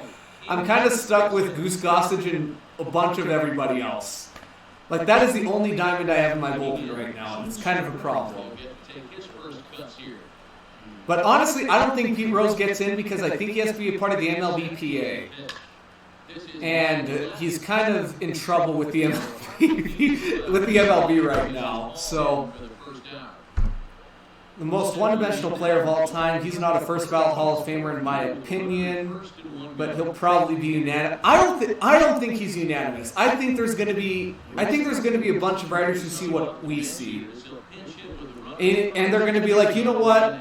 Honestly, looking at his stats and all that fun stuff, he was a good guy and all, but I just don't see him as a first-ballot guy. I don't think he's going to be unanimous. I could definitely see him being first ballot because his name is Derek Jeter. Should he be? I could definitely see him getting second or third ballot, though. That would just be me as if I was a writer, though. Completely unbiased, too. It's not because we all hate the Yankees.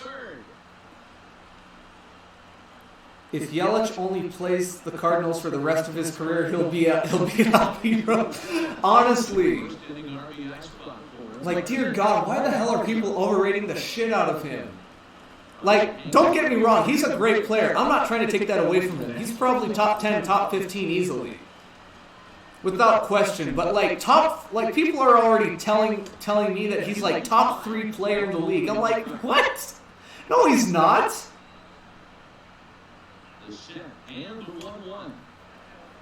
Is Yachty a first-round Hall of Famer? You know, I've honestly gone back and forth with Yachty.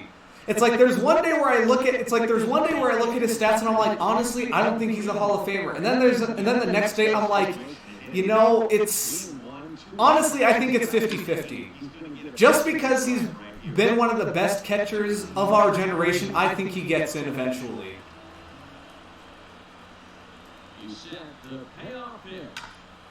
Ooh, let's go. If I was a writer, and depending on what the ballot looks like when Yachty comes around, I may or may not write him down on the ballot. As of right now, I'm going to suspend my judgment until the end of his career. But that's the one thing I do dislike about the Hall of Fame now, is that it's starting to become the Hall of Very Good. Like, it's not even really, it's not about star power anymore. And it's not really, it's like people are looking at stats now. And it's kind of like, it's in a weird, baseball's just in a weird state right now. That's all I have to say right now. Do I think Randy Myers or Norm Charlton will make it to MLB The Show in like a headliner's pack or something? I would love to see Randy Myers. I actually don't know who Norm Charlton is. Is he a starter? Was he a starter? And was he a lefty? Because if so, I'd totally be down to add to my baseball knowledge. People don't run on Yachty because they're scared of him. Same with Buster Posey and JT Realmuto.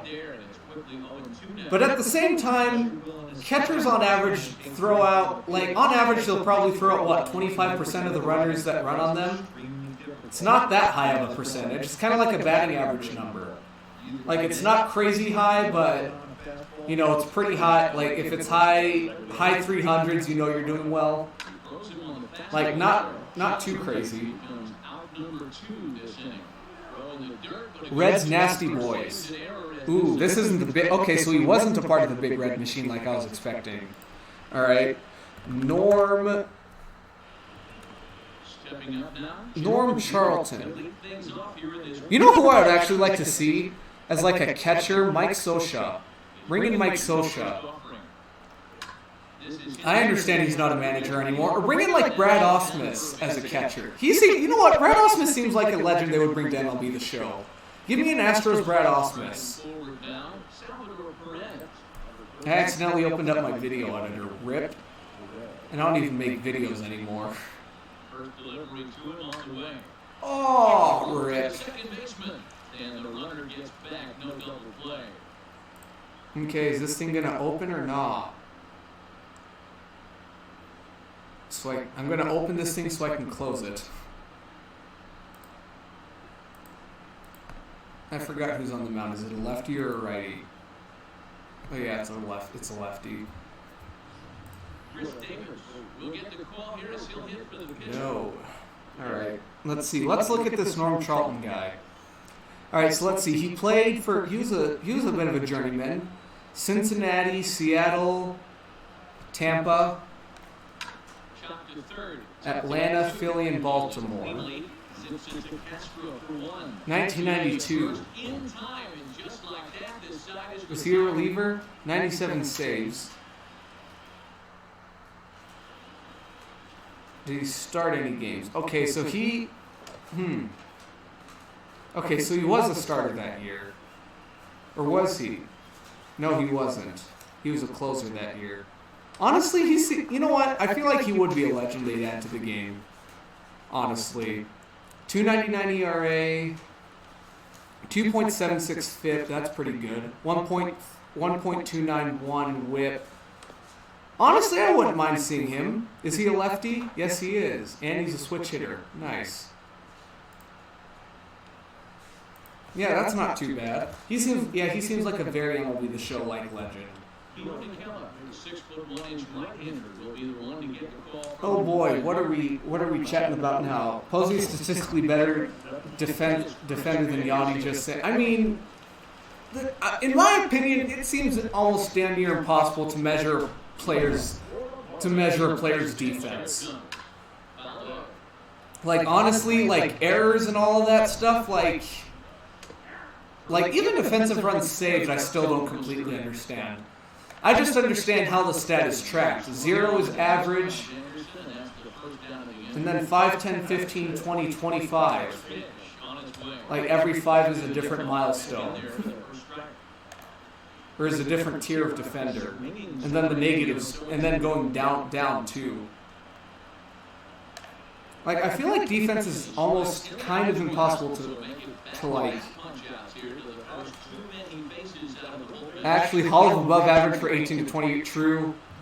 Let's see, let me catch up with the chat real quick. Let's see. Posey also managed to devolve into a shit. True. Give me Padres Bruce Bochy, true.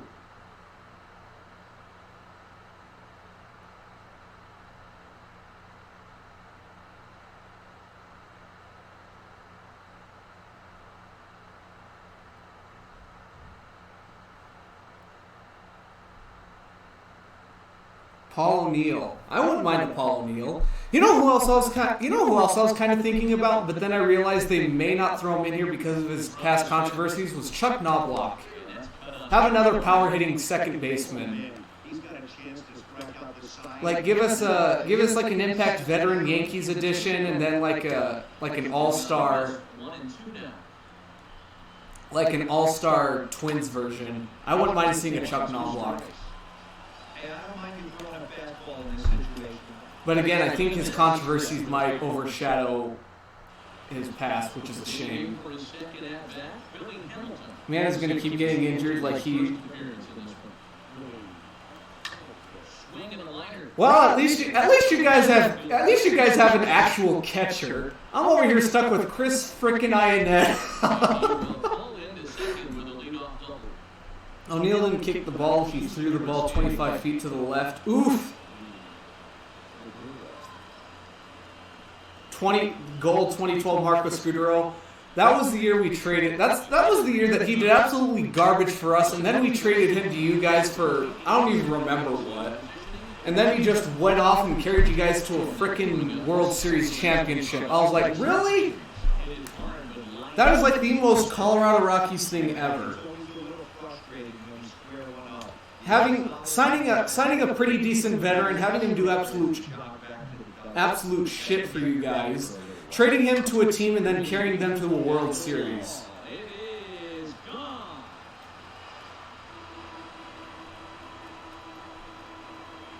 Tony Walters is a god, and like I said last year, Rockies can now claim Blake Swihart. I would not mind Blake Swihart on our team.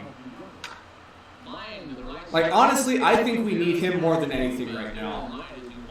Not only that, but we also need our team to stay healthy.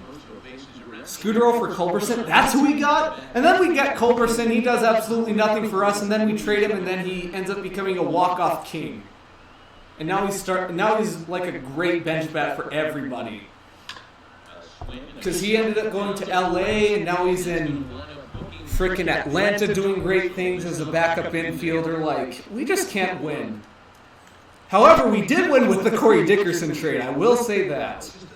Ended up getting our ace and we ended up getting our ace and a relief pitcher who is very inconsistent and never knows what the hell he wants to do. But yeah, Tony Walters, I agree. He's not a god offensively. As long as he does good defensively, that's all I really care about with a catcher.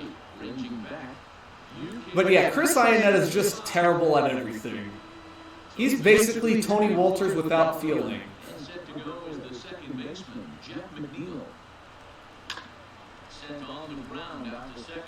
Giants traded Luis Castillo for Casey McGee. Ooh, that's rough. That is rough. That is the big rough. In the offseason, you were mad when I suggested you guys trade Swihart. Trade for Swihart because he's underrated. You guys can watch him blossom in Colorado. Who was this? Who did you? I didn't think our catcher situation. Okay, well, last year our catcher situation wasn't as bad as it is right now, because Arrieta was at least producing something on offense, and he wasn't as much of a liability behind the plate as he is right now. Like Tony, and not only that, but Tony Walters was hitting under the Mendoza line. But now that Arrieta is not doing anything, I'm like, you know what? I think it's time to let him go. Like the guy's literally on his last legs. There's not much left for him to do. He's already bounced around the league. I'm just glad that we ended up getting Drew Butera back. Just because I'm like, you know what? He's probably a better option than freaking what's-his-face at this point in time. Giants traded Joe Nathan and Francisco Liriano for A.J. Pierzynski. Wow. That talk about a blockbuster that went the wrong way. Was Pierzynski with the White Sox still? Or where was he? Where was he when you guys traded for him? Because 2003, I want to say he still wasn't with the White Sox yet. But I could be wrong, and I probably am.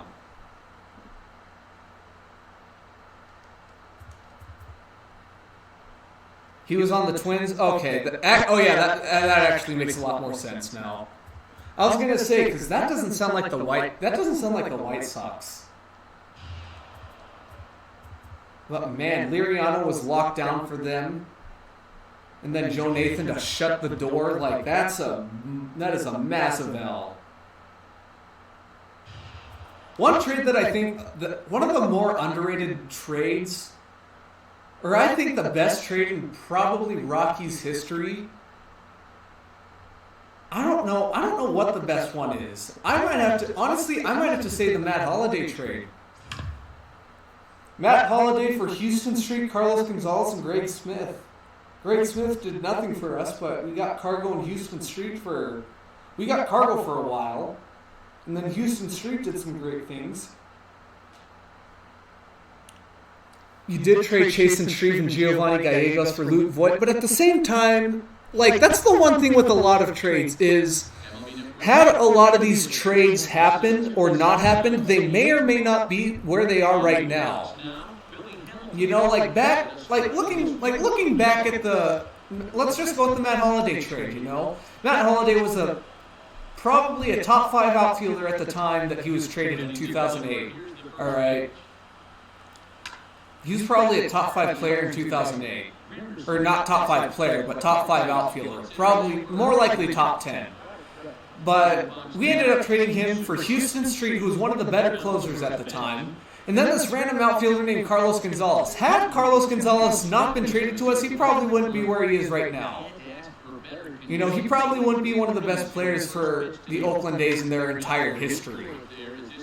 You know, like, I remember hearing something that at one point in time, the Yankees were considering getting rid of these 2 young prospects by the names of Gary Sanchez and Luis Severino.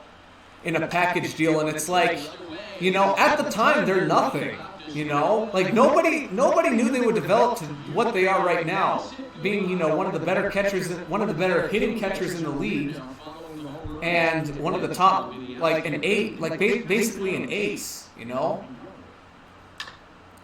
it's kind of like you don't expect these things to happen. Nobody knew Luke Voit was going to produce at the rate he did all of a sudden. It's kind of like he gets traded and boom, he basically becomes a superstar. Cardinals' best trade was Lou Brock for Ernie Breglia. I don't even know who that second guy is. But yeah, honestly, I'm trying to think of some of the better trades in Rockies. Like the Corey Dickerson trade was a pretty damn good one. We came out on top. Let's see, who else? I mean, I don't even know if either the Blue Jays or us ended up winning that Troy Tulowitzki trade. I feel like we both lost. Because Jeff Hoffman hasn't done anything. Jose Reyes didn't want to be here anymore. Like, he publicly said that. Miguel Castro's in Baltimore now. And Troy Tulowitzki doesn't know how to stay on the damn field.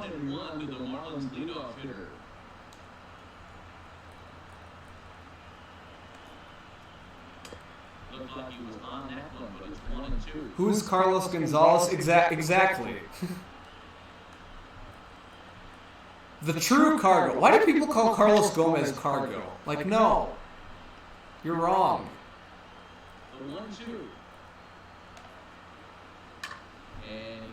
Like, that really made me angry. Like, especially when he was at his peak, when they were both at their peaks, because they both hit their peaks at the same exact time. It was like people were calling Cargo, like Carlos Gómez Cargo, and then Carlos Gonzalez, my Cargo. They were calling him Cargo, and it's like, no, Carlos Gonzalez became a thing before Carlos Gómez.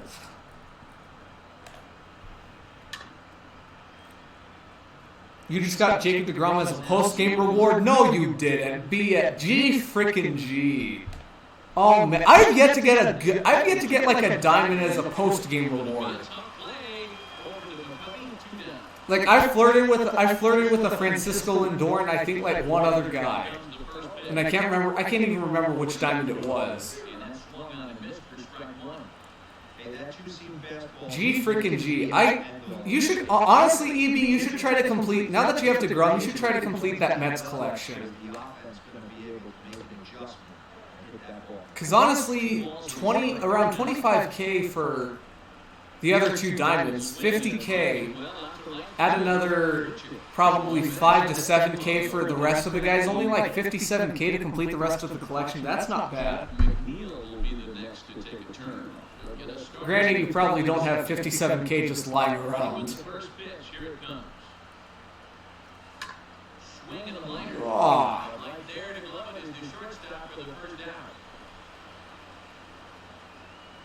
Oh.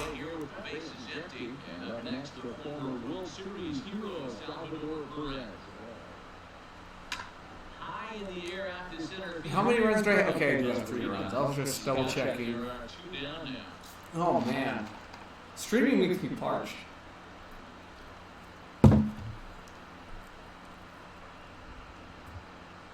You can get semi-close. Yeah, you could probably get. Honestly, you could probably get the. Because let's see, don't they only have 1 goal? Is there only goal? No, wait, no. They have Yoenis Cespedes, Wilson Ramos. The only one that I was thinking of was Wilson Ramos. Do they have another goal, or is it just those 2? Because honestly, I don't think the Mets collection is that difficult to complete for somebody like me.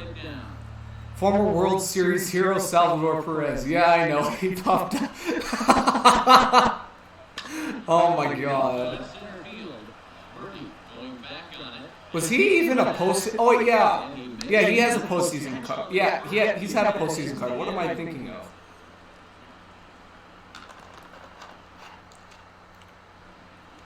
Oh yeah, no. I was thinking there were 2 or 3. I couldn't remember which ones they were though.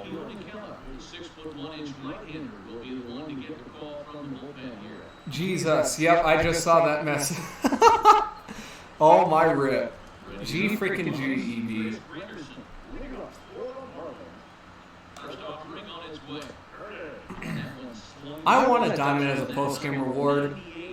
Instead, they just end up popping out of packs randomly. Now a swing and a miss there from Granderson. He's quickly down here 0-2. Not too often you see a changer come across at 88 miles an hour on the gun. Still effective when you're throwing a fastball in the high 90s. He throws him on the fastball there. This Granderson is dealt with for the first down in the. But yeah, honestly, if you guys are struggling to finish collections, get the ones without diamonds done first. Because honestly, those are the easiest ones. 1-2 now. Not only that, but they're actually some pretty good gold ones. Like some pretty good gold cards, like Whit Merrifield. Like that Royals collection, you get a Kelvin Herrera. You know, the Marlins isn't too crazy. You only get a Kyle Bearclaw. I haven't really touched him. Jonathan Scope, if you're looking for a second baseman, you can get the Orioles collection done, even though that one might be the most expensive out of the cheap collections, believe it or not. Because they have like 2 bronzes going for over 1K, and Michael Givens and Jonathan VR are like 1.5K each. Liner toward right center.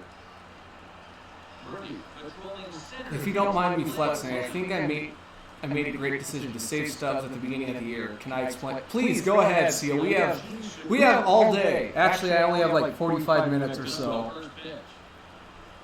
Or I'm probably only going to be on until for another 45 minutes. Henderson fields it cleanly. Throw on to first, 2 done. But yeah, please go ahead and explain. I don't mind at all. I'm pretty sure the chat won't mind either. I wanted to save Stubbs at the beginning of the year, but then I realized how cheap everything got so quickly, and I was like, you know what? I think I'm just going to start spending now. And even at that, even when I did start spending, I ended up getting a bunch of, like, look where I am now. Like, I'm not doing too bad for myself if I don't say, if I don't, I don't know.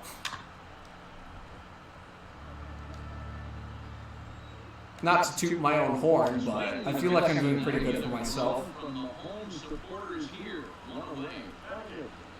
Here's the first pitch to him. Fastball taken, but that gets the zone. You're leaning towards getting Kemp over Kershaw. Still have that great pack sitting there. Ooh, really? I thought you would have picked somebody already. I know. I think I might end up going with Kemp. I'm debating probably between Kemp, Ichiro, and Nolan Ryan for level 40. I still don't know who I'm going to get that second go around. Like the first one, that one was easy. I was like, oh yeah, Kershaw, easily. But after that, it's just kind of like, who now? Who's next? At the beginning of the game cycle, you supplemented your squad with a ton of starting 30 cards. While the market was oversaturated as hell, now you've been selling them back. Ooh, wow, yeah, that's a great plan. When he stays within himself, he knows what his strengths are, and he tries to drive the ball right back where it came from. Yeah, honestly, if you invested at the beginning of at the very beginning of the game, and are starting to sell everything now, because the market was honestly, it was kind of oversaturated day one, or at least the first week. You love Ryan from last year, don't you? I mean, Immortals last year were just bad. I absolutely hated this card, but the way everybody's making it sound is that Nolan Ryan is an absolute god this year. And I'm like, you know what? I might have to, especially with the way pitch speeds have been. Like, I'm very tempted. All right, now we only have 3 strongholds left.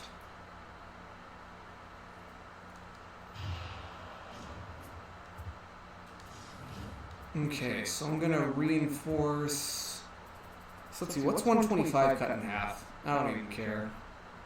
We'll figure it out right here. We'll go 63 right there, 64 up here, and then I'll just go ahead and move. Yeah, I'll just go ahead and move these guys for Washington.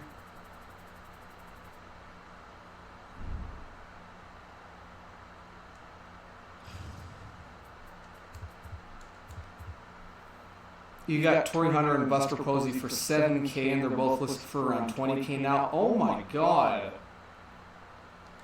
Wow, I knew it was oversaturated, but dear God. Yeah, I have Jason Kendall right now. I could probably sell him for $16K if I wanted to.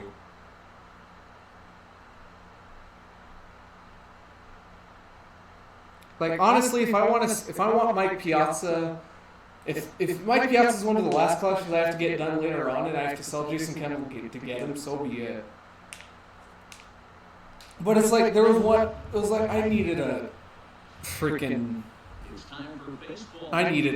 Jason Kendall, or else I was probably gonna die. I don't have more saves. Oh, I thought I had more saves with Kellen than I did Alvarado. Rip. Ready to deliver. Here's the first pitch. Bouncer to the left side. Ooh, come on, can you beat that out? No. And the off-balance throw beats him at first, and that's a tough play. Now in the box, Scutaro. Yes, he'll get his first opportunity in this one. He's ready. Here's the first offering. Line down the left field line. This is foul near the seat. Goal is now to get Duke Snider and Diamond Bellinger and then sell Torrey for about $20K. That's not a bad plan. Skied in the air to straightaway left. That's actually not a bad plan. He tracks it down and makes the play to record the second out. In now, Willie McCovey. Honestly, I've heard mixed reviews about Duke Snider. Duke Snider. I don't know, what to... He might be one of the last ones I get.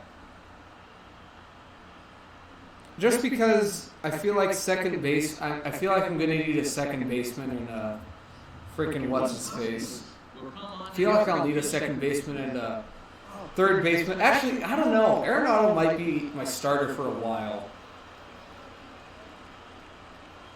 Even though 80 fielding is BS.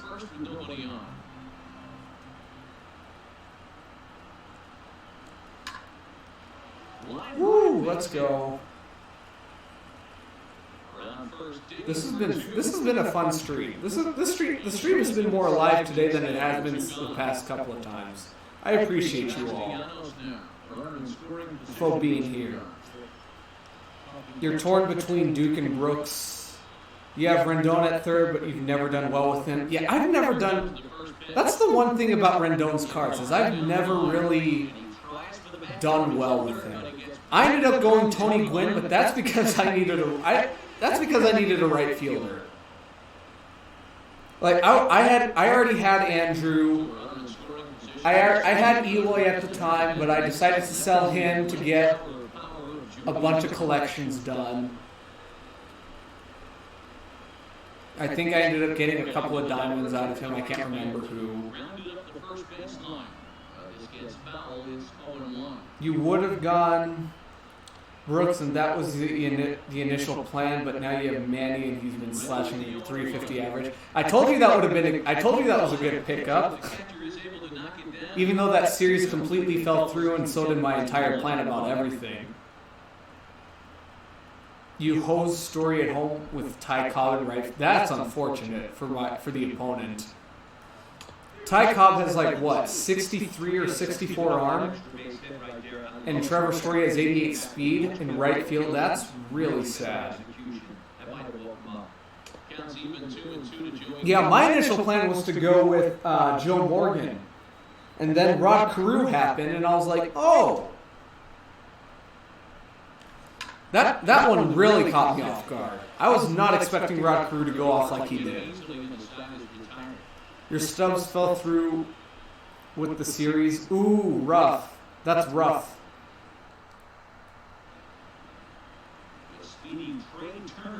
Yeah, I don't know. Honestly, I thought it took me a while to come to the conclusion. I was thinking about it for a while, but I was like, I want to try to keep pumping out videos, but then I was like, you know what? No, I'm putting way too much stress on myself right now with school and all this other stuff going on in my life that I was like, the only thing I can do at this point in time is turn on the camera and talk to you guys. Honestly, I feel like this is a lot better anyways. I just feel like staring into a camera and completely... Really? Come on, really? Reese, you were right there. I just find it a lot more fun talking to you guys personally rather than, like, talking to you guys through the comments anyways. God dang it. 56 arm. Ooh, that's even worse than I anticipated. Because I knew his fielding was bad. I didn't know his arm was that bad. I just can't wait for, like, the Signature Series tie comp to drop. That one's going to be a fun one. You were going to have Austin Hedges hitting in a 3-hole for Game 3. That, yeah, I don't know what the hell was going on with Austin Hedges. That was just ridiculous. We have more fun on stream anyway. Yeah, exactly. That's the other thing. Is like the stream is so much more fun. And it's just like so boring for me to sit here and record a video and then within the next 10 minutes after me posting it, it's like I'm already like 20 steps ahead of you guys. Like you guys are, it's not that I was posting videos too early, it's just you guys were really far. It's like the way I wanted to post videos and the way my schedule was working was that I'll record a video one day or like a couple of days in advance and then post it. And then the day that it got posted, I'm like, all right, so you know, I'm like 3 days ahead of you guys. By the time this video gets out, you know, I'm going to have to post another video explaining, hey guys, this is what's going on right now. Like, I just couldn't. No, I just couldn't. The roster update is on Friday, and you don't have school because of Good Friday. I know. I'm going home. I'm going home on Friday for Easter weekend, so I won't have anything. That's why I'm streaming now and tomorrow.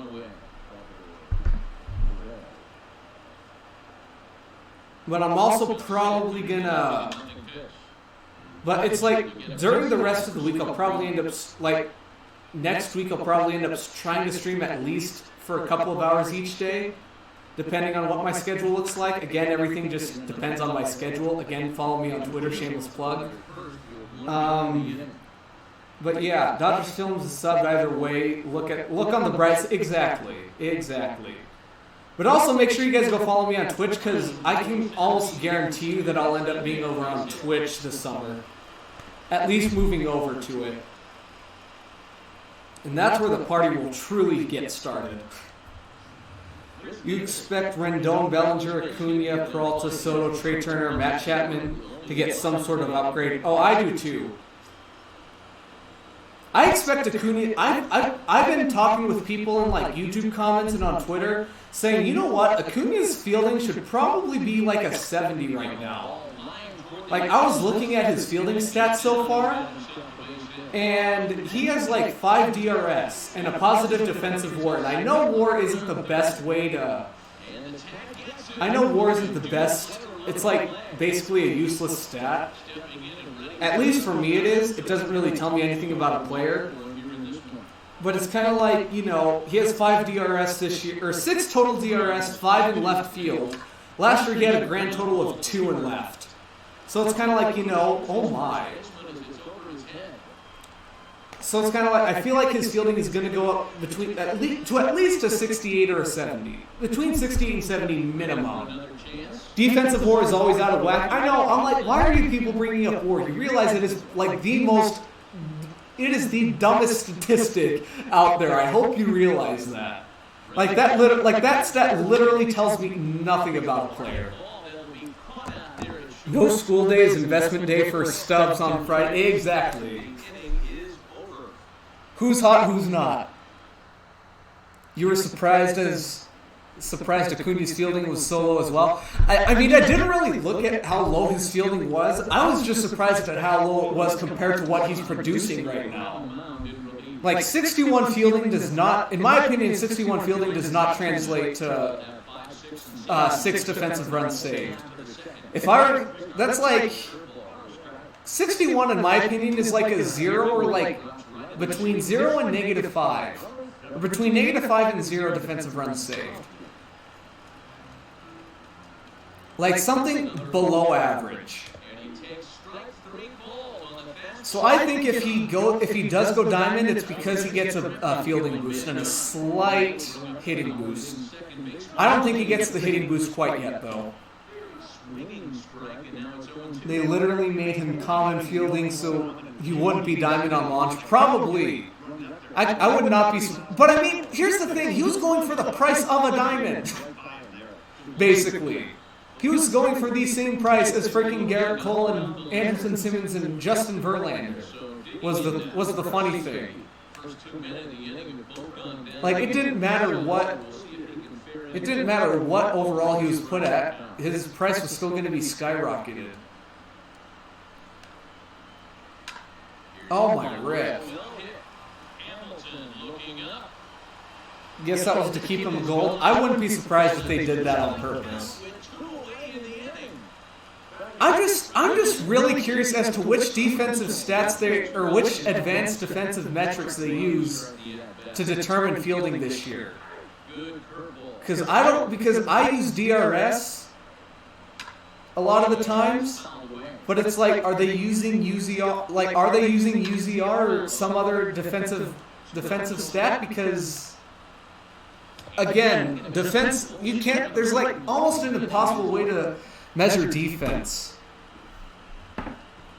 Aside from errors, there's not much of a way you can measure how good somebody is defensively.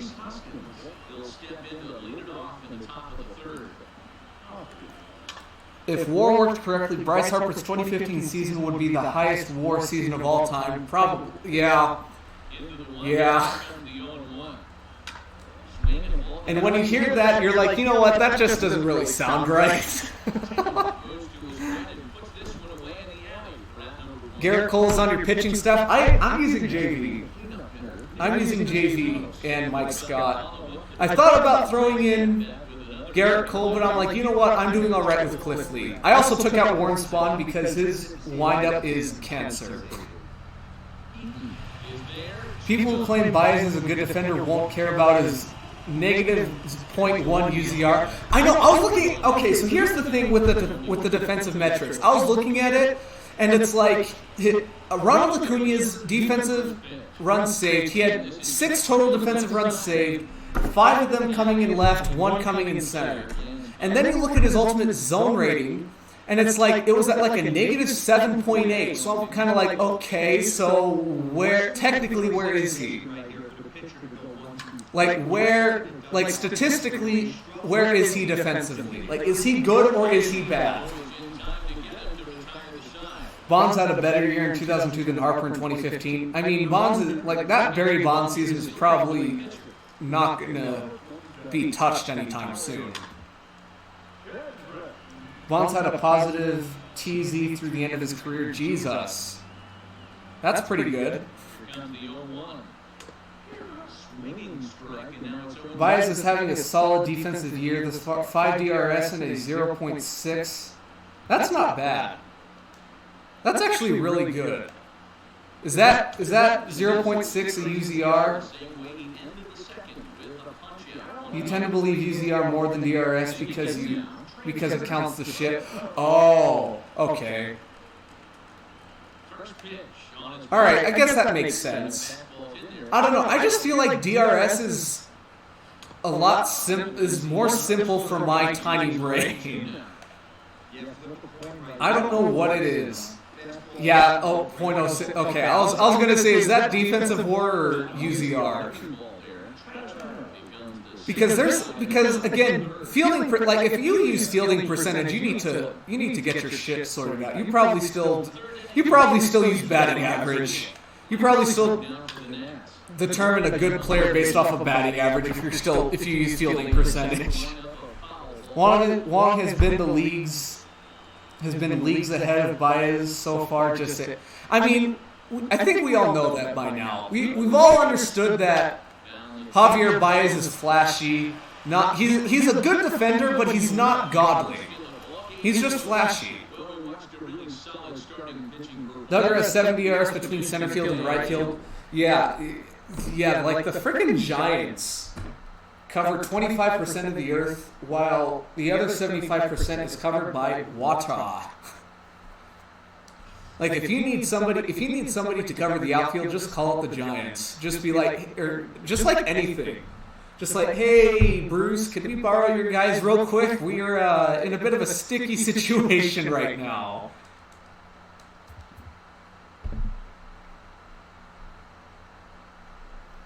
If I face Chris Sale one more freaking time, I swear.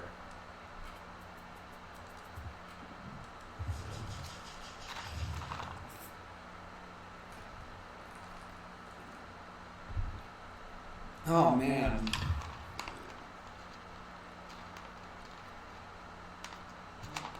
What would we all do for Williams Astudillo on our favorite team? I'd give up Kyle Freeland. I'm kidding, I wouldn't. But I would get rid of Ian Desmond and Chris Iannetta for Williams Astudillo. Is that a fair trade? Not at all, but you know what? It's a fair trade in my mind, and that's all I care about. God, do you guys believe? Can you guys believe that people think the Bartolo Colon meme is still funny?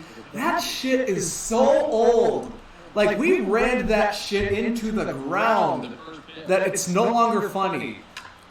Like, when he was with the Mets, it was funny. 2016, 2017, that meme was hella funny. It's 2019 now. We've moved on. Williams is literally hitting on par with Ty Cobb's bro. Dear God. You trade Longoria for us, dude? You trade Longoria for anybody. The Giants would have Astudillo, Sandoval, and Eric Kratz. The three greatest players in the league right now. How lovely. You have a postseason. You have two postseason legends and the GOAT. You have a postseason catcher, the best relief pitcher in the league, and Williams Astudillo is so much better. Honestly, like Williams Astudillo is basically the new Bartolo Colon, and it's actually topical and relevant. Unlike Bartolo Colon now. Like, are you guys sick and tired of the Bartolo meme? Because I've been tired of it for about 2 years now. Like, ever since he left the Mets, I was just kind of like, all right, the meme's dead now. But would I watch? But do I still watch that Bartolo Colon home run on loop? You're damn right I do. Yeah, we were all on the bar. Again, I was fine. I was perfectly fine with the meme. Like, I'm not trying to hate on the meme. It's just nowadays, it's just so old. I'm so over it. Like the only time in recent memory that I found it actually hysterical, like that I actually busted out laughing, was when MLB did the teaser trailer. Like, they did the teaser trailer for the gameplay trailer for 19, when they did the Bartolo Colon meme. That was beautifully put. I was like, you know what, the meme is dead, but this was done wondrously. Like, I don't think they could have done that one any better. But again, that was the only time that I was like, you know what, I'll accept it this time around. But it's like, God, everybody's like, Bartolo is so funny, and it's like, no. It's not 2016 anymore, guys. Williams Astudillo is much funnier and much better now. Instagram fan accounts for Bartolo are transitioning to Williams Astudillo, Chris Davis fan accounts. Now that's how you do it. You just jump from player to player. You know what they should also start? They should also start Dan Vogelback fan accounts. I haven't seen enough Dan Vogelback hype. That's what I want to see. Get some hype around him. Because that guy's going places. First pitch coming, here it is.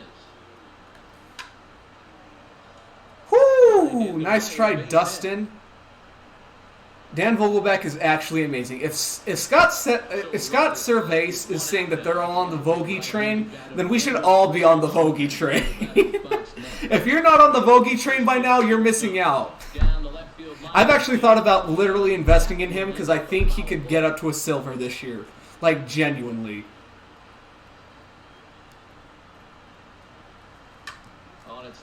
Chris Davis to the All-Star game is a huge Instagram movement right now. Oh dear, I haven't been on. Last time I was on Instagram, I was in high school, and then I realized, you know what? This isn't my platform. Then I moved to this site that literally kills everything called Twitter. Oh dear God, CNN. What are you doing? Oh no, this isn't good. Carl's Jr. is testing out a cannabis burger at a location in Denver. It features a sauce infused with CBD, a non-psychoactive oh dear God. Oh my God, this is the actual... What the hell?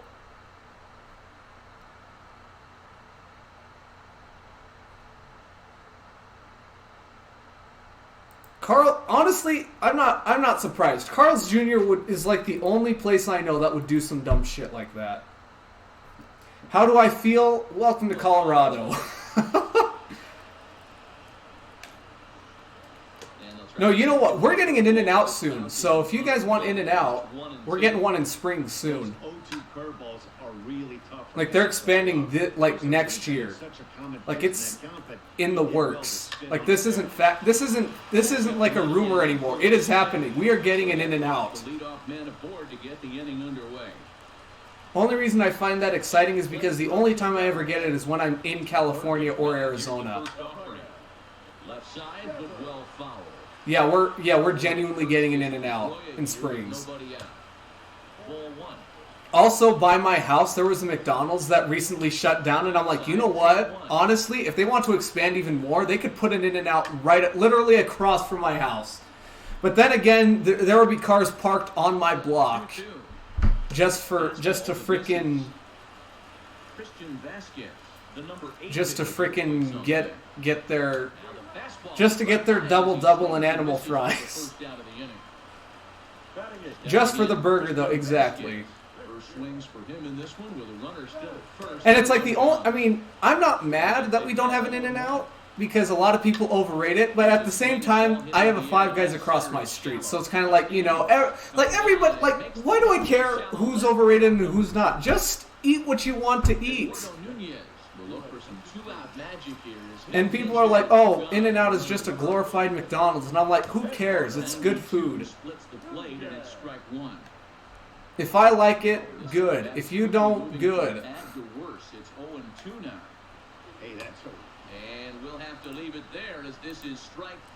Let me just shamelessly plug again, because I haven't done that in a hot minute. So yeah, make sure you guys go follow me on Twitch, Twitter, and join our Discord server. I might be streaming. I might be switching over to Twitch soon. I'm on Twitter, and sometimes we talk in Discord, depending on the day.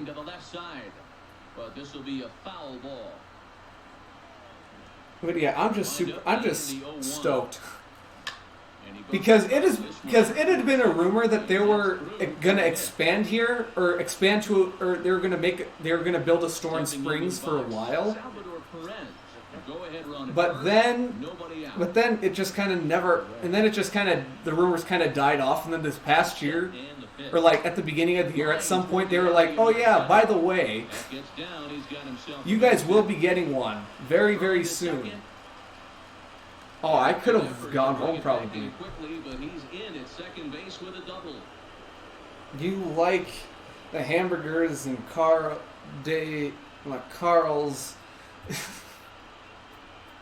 Oy vey. I find it disappointing that Hot Carlson retired last year, so he couldn't go off on Joe West today. Oh my God, could you imagine? He needs a break. That's what he needs. Dadgummit! Could you? Oh my God! Could you imagine?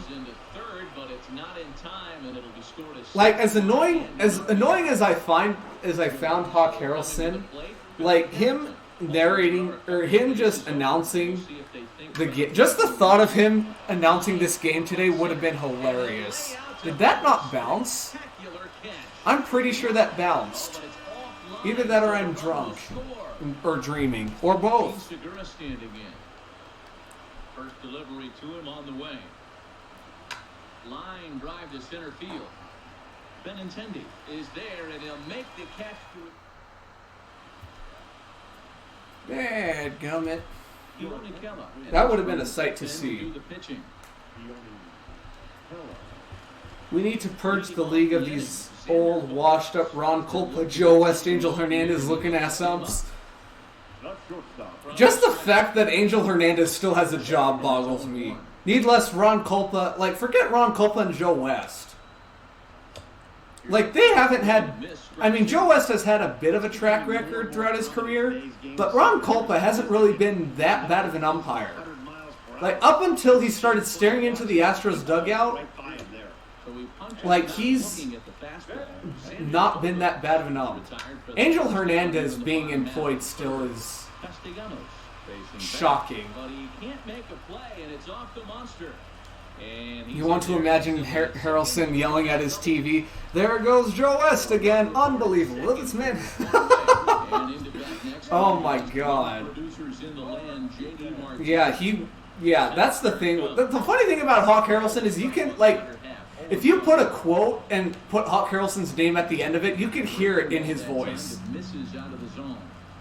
That's a tough pitch to throw right there. That front door curve. Like, that's the funny thing about him. Inside corner. That's a very difficult pitch. I'm not sure if he wanted to get that. CB Buckner is underrated, but honestly, yeah, I know. I've been saying CB Buckner has been awful for a while, and I'm like, if there was a group of like 5 umpires I would like to get rid of, like in the current MLB, Angel Hernandez has to be number 1 on that list. Number 2, I'd probably put Joe West on there, just because I feel like he needs to retire and needs to move on with life. CB Buckner would probably be on that list. Probably Vic Carapazza, definitely, and I don't even know a 4th one or like a 5th one.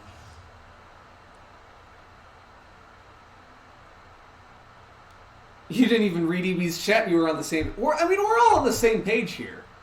Like, we all understand... Like, we all know who the good and bad umpires of the league are. Like, it's not really much of a secret anymore.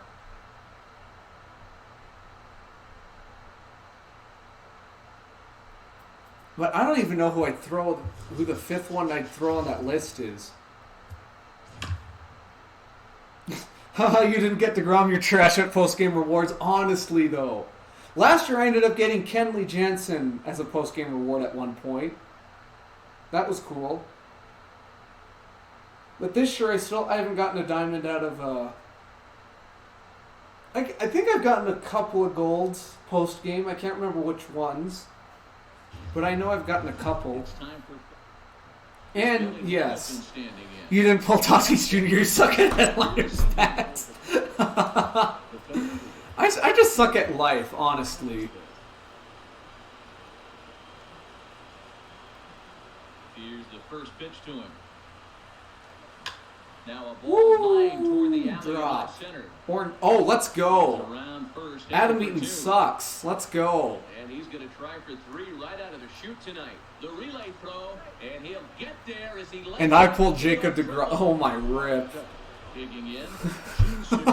RBI chance early on here with the man at third. Should we add a you suck at post game reward, you're trash at post game rewards as a command? First pitch of the at bat on its way. Takes this the other way. You know what? I'll go ahead and add that command real quick. Why not? All right, Nightbot. Come here, you little slut. All right, Nightbot.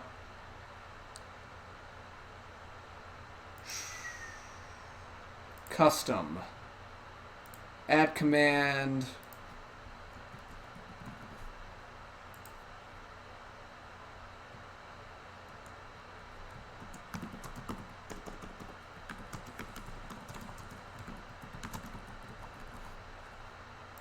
Let's see. We need commands for every diamond in the game, so whenever we pull someone, we can just do exclamation point Trout to announce it. Oh my god.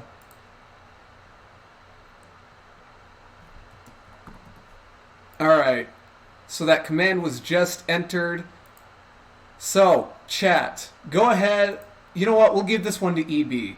All right, EB, go ahead and put in exclamation point post. I want to see if it worked. Exclamation point post. P-O-S-T.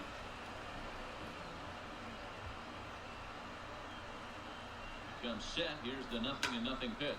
Lifted into the air out towards center field. Eaton is I want to see. I think this it should work. In for the first out of the inning. Nick Castellanos now. First swings for him in this one with a runner still at first and one gone. King ISO was timed out by Nightbot for 5 seconds. Well, what did King ISO do? Scherzer will check it first, and he'll be back in standing up. Stop posting links. All right. Whatever. Nightbot knows what he's doing. I don't know. First pitch coming. Here it is. Not his best. He posted a link, so who knows what it was. But King ISO, I guess welcome to this. I guess welcome to the chat if you're still here. Line towards center field. No clue. Seal, your guess is as good as mine. So the runner at first here with 2 gone in the inning. Your trash at postgame rewards, lol. Yeah, that's the new command. Just it doesn't say he's a participant in the chat. There's a swing and a drive hit well out to right field. Back goes Taylor. No And clue. he makes a nice catch on the track, and that ends the inning. Into the box now, Trey Turner. He'll lead things You know off here what? in the You know what? I'm first. gonna add some. You know what? I'm gonna add some. You know what? No, I'll do that later. Exclamation point confusion. Yo, what the fuck? Oh my god. Here's the first offering. Checks Unless it was just a random bot that decided to come in and embed a link in the chat. Goodness. 0-2. Did it pop up in the chat either? Yeah, it did. He was timed out for a whole 5 seconds. Wow, Nightbot, you're such a fearsome beast. You. A real ugly swing, and it gives you a lot of confidence when you make a guy look that bad. So hopefully he has another pitch left in his repertoire to bury this guy and get him out of there. Count moves to a ball and 2 strikes now.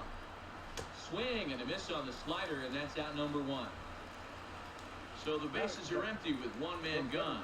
And the next Exclamation point Canseco. well behind We all just got Jose Canseco'd.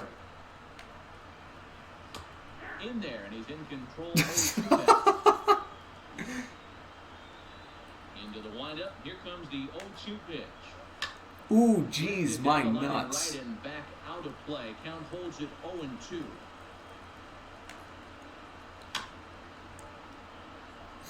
Bases are empty, 1 man in. This is swung on and bounced to McNeil. Oh my rip, Jeff. Come on. Why do second baseman bobble so much? A-Rod, stop cheating on J-Lo. Here with 2 gone, and the next hitter will be the right-handed bat of Anthony Rendon. Oh, you know what? You know what, Evie? I think I might go ahead and add those commands later. Da Yankees lose! I mean, we could just spam that all day. Like, if that was the entire chat for an entire stream, I would be so down. The Yankees lose! Or the Doyers lose! The Doyers lose!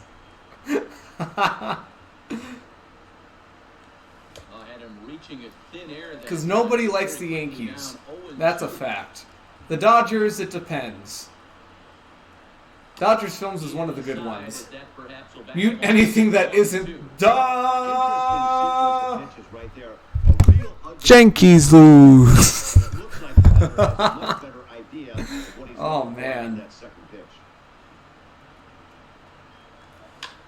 Whoo! Jeez, my nuts. Ready now, Jeff McNeil. Ready with the first pitch. Here it comes. Woo, baby. Is that going to be a double? We're testing it. Adam Eaton has a good arm, and we're hosed. Oh, shoot. Let's go. That worked. We should get a command to say, and literally no one surprises Christian yet. no one's surprise. And to literally no one's surprise, Christian Yelich takes the Cardinals deep. Stretch. You can put it on the board. Yes. Home run, Christian Yelich. His 500th against the Cardinals in his career. Honestly, I feel like Christian Yelich is going to hit like a fifth of his career home runs all against the freaking Cardinals.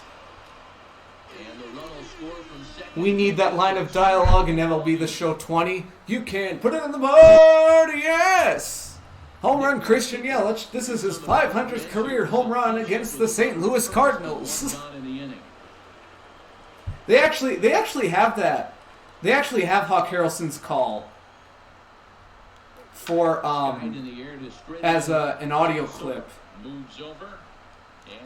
They actually do have put it on the board. You can put it on the board. Yes. Yelich finishes the season with a 220. I would laugh my ass off if that happened. That would be the funniest shit ever. Well, congratulations, Seal. Your team finally learned how to stop him somehow, some way. First time in 7 games. Wowee, Scooby-Doo. Juan Soto to the plate now. You're upset that the ex-girlfriend isn't a no-doubt call. Is that just a normal, basic bitch home run call? First offering on its way. Just like the ex-girlfriend who is never going to return. Because that honestly might be the single greatest home run call of all time. In there, and it's 0-1. I mean, we might not understand what Williams Astudillo's no-doubt shot home run call was. That might have been a great one, and we don't know. And we just don't know it. I don't understand Spanish enough to the extent that I could understand that full line of dialogue. Game right here, I'll tell you what. This is an absolutely great matchup. A couple alpha dogs out there. Strike 3. The last fastball we're going to see. Fastball, strike 3 called as he couldn't pull the trigger, and there are 2 away. And that's in there for strike 1. And this is swung Strike and missed there by 2. Suzuki, and he's in. Yeah, I'm actually, if that's not an actual no doubt call, I'm mad that it's not. But at the same time, who really cares? I still like the break out the tape measure one. Holy junk. Yo, whoa, it's zschwa, whoa, it's Pookie. Welcome to the chat, my guy. La Tortuga with the tsunami. La Tortuga. How do moderators work on YouTube? So all you have to do is you click, if you go into the chat, you can click next to somebody's name and then click add moderator if you want to. So let's see, EB's a moderator in here, TP is one, Seal is one, I think Turtle is one. Let's see, who else? Sparky, my old roommate John is one, Nightbot is one. Who's the other? Let's see. Dodger Films is a mod. He tracks it down and makes You're trash at post-game rewards, lol. Oh, my rip. Hit it hard, but lined out in his first at-bat. Yeah, it's not that difficult to understand once you actually understand it. Fouls this one off. Yeah, Dodger Films is one. We can't forget the OG, one of the true big guys that support this channel. What abilities do I have? Let's see, for the moderators, they have the ability, they're basically just there to moderate the chat. So like if somebody's being super annoying, they can mute them for a little bit. Because you know, obviously I'm the one doing all this stuff and I can't always look at the chat to see what's going on. And you know, like bigger streamers have a rapid fire chat. They're not really gonna look at the chat and be like, "Oh, I'm kicking you," you know. Here's the 0-2. It's just kind of like they have the power over the chat. Goes Taylor, They look at they see the stuff that I don't, basically. I have too much power already. Yeah, Seal's been an OG on this channel since day one, and he already has way too much power. You can also add commands. That was another thing. Wow. when Evie just decides to go ahead and time himself out. he just basically showcased what mods can do. So basically, one person who shows up in the chat ever, basically.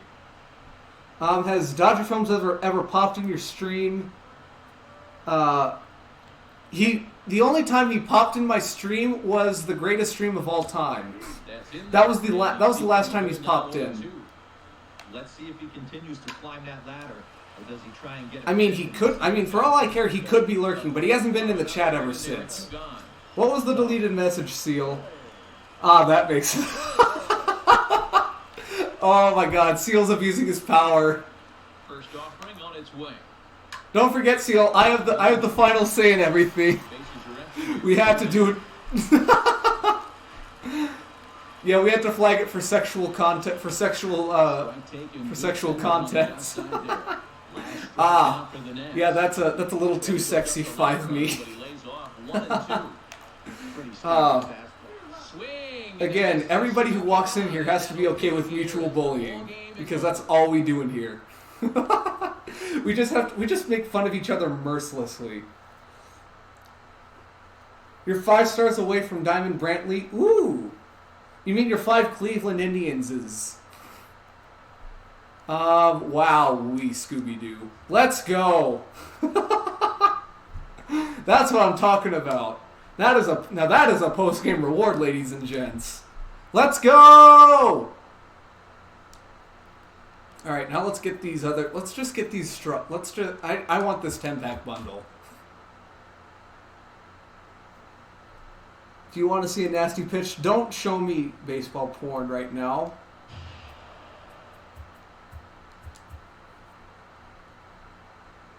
Oh, I saw that, EB. I saw this earlier, and I was like, oh my God.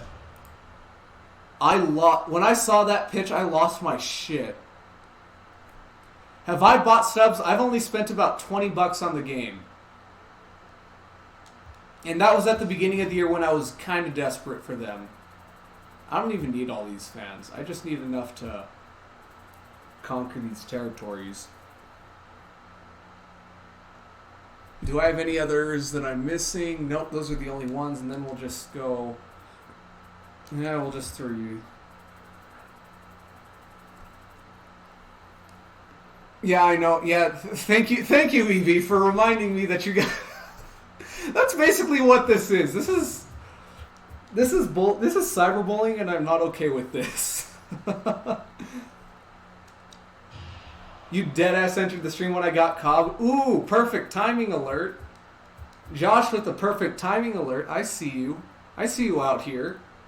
Aubrey Hoff just retweeted that, and he said that soon teams will be handing out top dollars to players with spin rate, and that it's an irrelevant. Oh my God, Aubrey Huff, what are you doing, buddy? All right, 10-pack bundle. Here we are. Is that every? Yeah, that is every spot. Congratulations, thank you.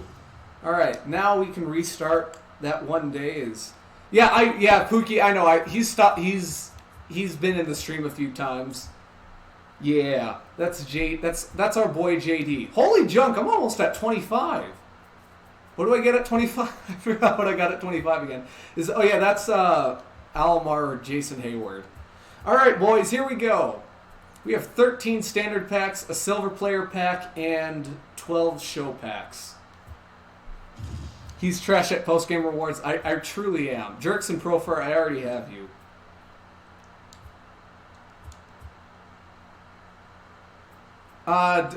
Oh yeah, I was going to say, should I open some set 3 packs? And I forgot I already opened them. I opened them last weekend. Rip the dream. All right, nice. We're kicking it off with absolutely... Oh, let's go. We got a future diamond in the works right here, boys. We got ourselves a future diamond right there. Let's go. We're opening the standard packs first because standard packs are garbage. See? This is all you get out of them ever. Maybe a silver. I don't even know what the odds are in these. Ooh. I already have you, though. So, 79 power is low-key nice. I used him in the frickin'... view pack odds. 1 in 100 gets you a diamond player. Whereas the show packs, it's like, what, 1 in 20 or 1 in... Yeah, 1 in 50. Why do I always do that? Now you need to open the Jumpstart pack and buy Chris Davis in bulk. True. How the hell did you get 33K? I've been flipping cards like a madman lately. I've been playing the game, flipping cards, and not having a life. That's going to change this summer, though. You're a broke boy. Use my stub method, boy. Yeah. If you need some stub advice, don't come to me. Go to Seal, because I get my advice from Seal. Josh Reddick, I already have you. I literally just got you like last week. Or no, wait, last night. Last week, Jesus. He sets it so yeah, go. I will demonstrate. Yes, I will. So basically, just set your when you go to, you know what? I'll just show you real quick. Go to your community market. All right, go to the community market. Go to the filter, max overall. Set that to 65. Buy the first everything. The way that I've been doing it was buy everything except put in buy orders for everything except the free agents. Go through the first 3 pages and the top 4 guys on this 4th page, because those are the bronzes, and then stop right there. Only put in buy orders for the 65 overalls, and voila, you will get stubs in no time. Oh shoot! Oh, quick sell for yeah. I don't even need that. You've been having a life this week? I haven't. Reddick sounds like he needs a doctor. Oh my rip. Alright, well at least we have an extra 1K now. I pulled a diamond, but it wasn't what it's not a... I pulled a diamond, but it's not a diamond. What did what's his face end it? Did he end up pulling his groin or something? It takes about 10 minutes for all the buy orders to go through on all the yeah, that's the other thing. Is it doesn't take a long time for the bronzes to get to you. It's literally quick, rapid fire. Your best diamond pull this year is Miles Mikolas. Ooh, that's rough. My best pull is Javi or Jojo? No, it was Jojo. Jose Ramirez. Carlos Santana. That's a new one. All right, here we go. The best packs in the game right here. No, his name is Red. You bought the digital deluxe edition? Ooh, that's even worse. You've only pulled 4 diamonds and 2 were Catfish Hunter. Oh, that is a mega rip. Mega lols in the chat. Your best pull is Bregman or Stanton. And then, yes, we understand you pulled Tatis Jr. Does post-game rewards count? If so, DeGrom. Sure, I'll count it this time. Why not? Sure, I'll give you the benefit of the doubt, EB. Oh my God, Jack Flaherty, I love you, but not what I'm looking for. I'm looking for a flash of blue. One of yours was Phillips. I don't know. Is he even a good card? That's what I want to know. Friendly reminder that you bought Jose Ramirez as a bronze in the beginning of MLB The Show 17 when he... Ooh, I see you. I see you, Pookie. I see you. Oh my God, I don't want Yuli Gurriel. I want Mike Trout. You've only pulled diamond pitchers. I've been pulling everything, really. Sold him and bought Rendon before he goes up. Yeah, that's a good investment. Oh my rip. No, I don't want to put him anywhere. Except in the trash.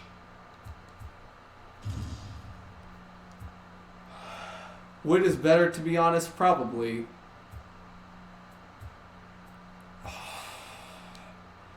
Come on, 3 more packs. I need a diamond. Or Jesus. You know, one of the two is fine, I guess. Then Phil, it's not Rendon. Obviously, yeah. Yeah, I knew who you were talking about. You know, remind you the best I've done was buy Ozuna last year as a silver and let him go gold. Ooh. In MLB, I don't remember which MLB the show this was, but whenever Bryce Harper was a silver, I almost considered buying him, but I decided not to because I thought he was going to stay silver the entire year. Aw, rip. I wanted that to be a diamond. You pulled a diamond from Headliners, so yeah, you got lucky. Ooh! That's what I'm talking about. A gold that I didn't have that I'm potentially not going to have to buy in the future. That's a good pull, actually. Future diamond, not bad, yeah. I'll take that. That's one less gold I have to buy for this collection down here. Yeah, literally the only one I have to buy is the most expensive one in the collection. How much is he going for now? What, 3? 2.5, roughly. Should I open... You know what, I'm going to open... You know what, I don't know what I want to do. Seager's pretty good, yeah.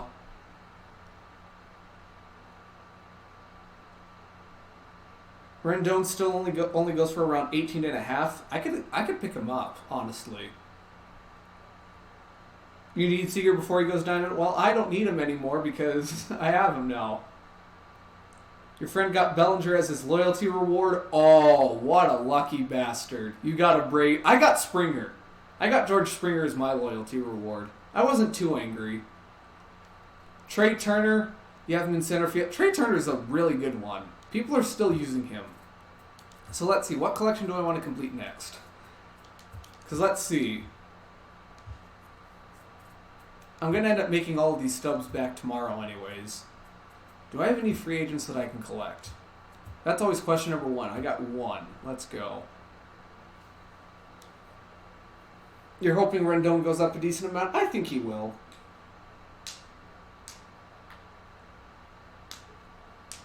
I think he'll go up a decent amount.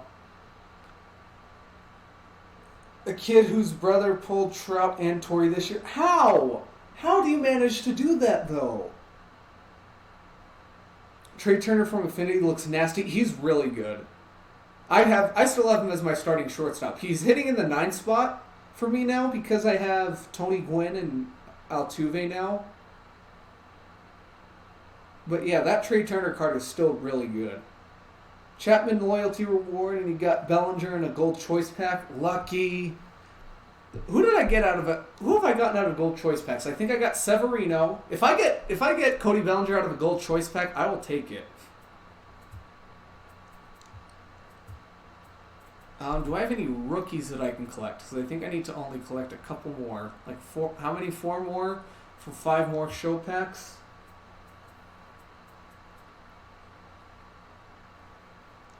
Nothing there.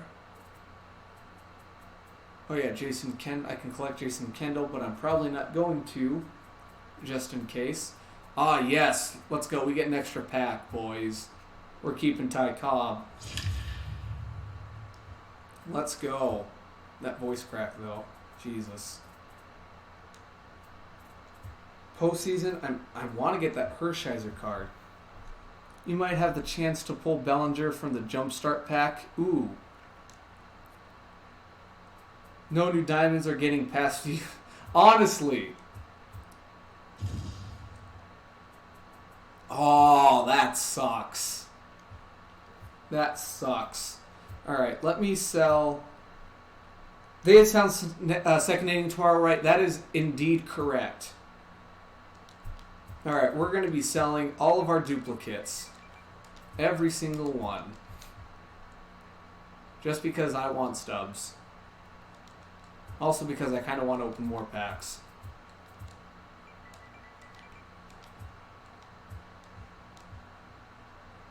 Kind of want to open another 10-pack.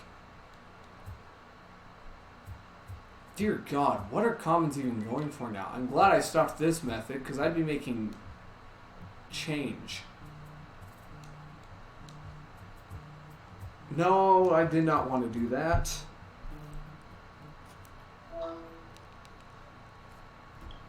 What time is the stream? 3 o'clock Pacific time, I believe.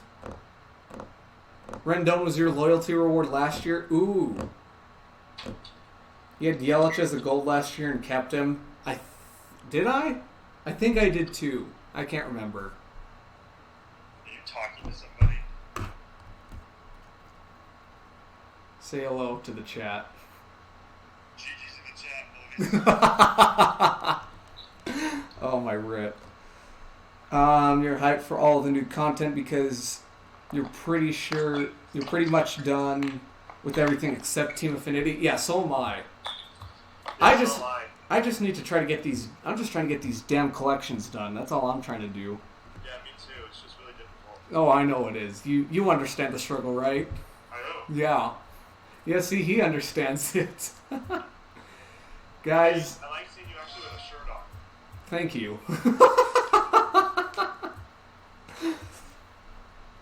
Yeah, and you pack Tatis Jr. I'm as happy for you, Seal. You know what we're gonna do real quick? We're gonna open one more 10-pack bundle to end the stream. Why not? I'm gonna make these. I'm gonna make these stubs back in the morning, anyways. All right, here we go. Silver, Eduardo Nunez, good. You swear to God, Richie Martin's price needs to go down. Oh, is he one of the silvers for the frickin' what's their faces? The Orioles.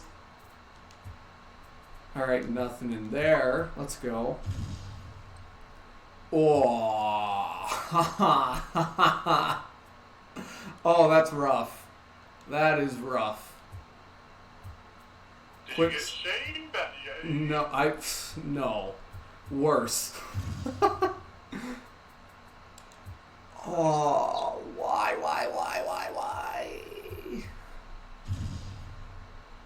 That's not going to help me. You know what will? What? Thanks. Yes, it will. It actually will. That's when your life turns around. That is when your life turns around. Oh my God, that's my second Jonathan Scope today, and I don't want that. He's just random 65 overall. That is in the Orioles AAA system. That was just added to the game, and he's 1.5K. I know. Like, why do they add the expensive? Like, they're so annoying too. That's the one thing. It's like I've literally paid 1K for those guys, and I'm never gonna touch them ever.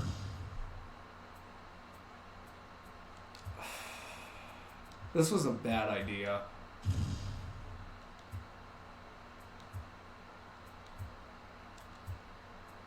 Oy vey. That is the biggest rip I have ever seen in a while. My packs have been dry lately. You have to get 6 teeth pulled tomorrow. Ooh. F in the chat for Pookie, my guys.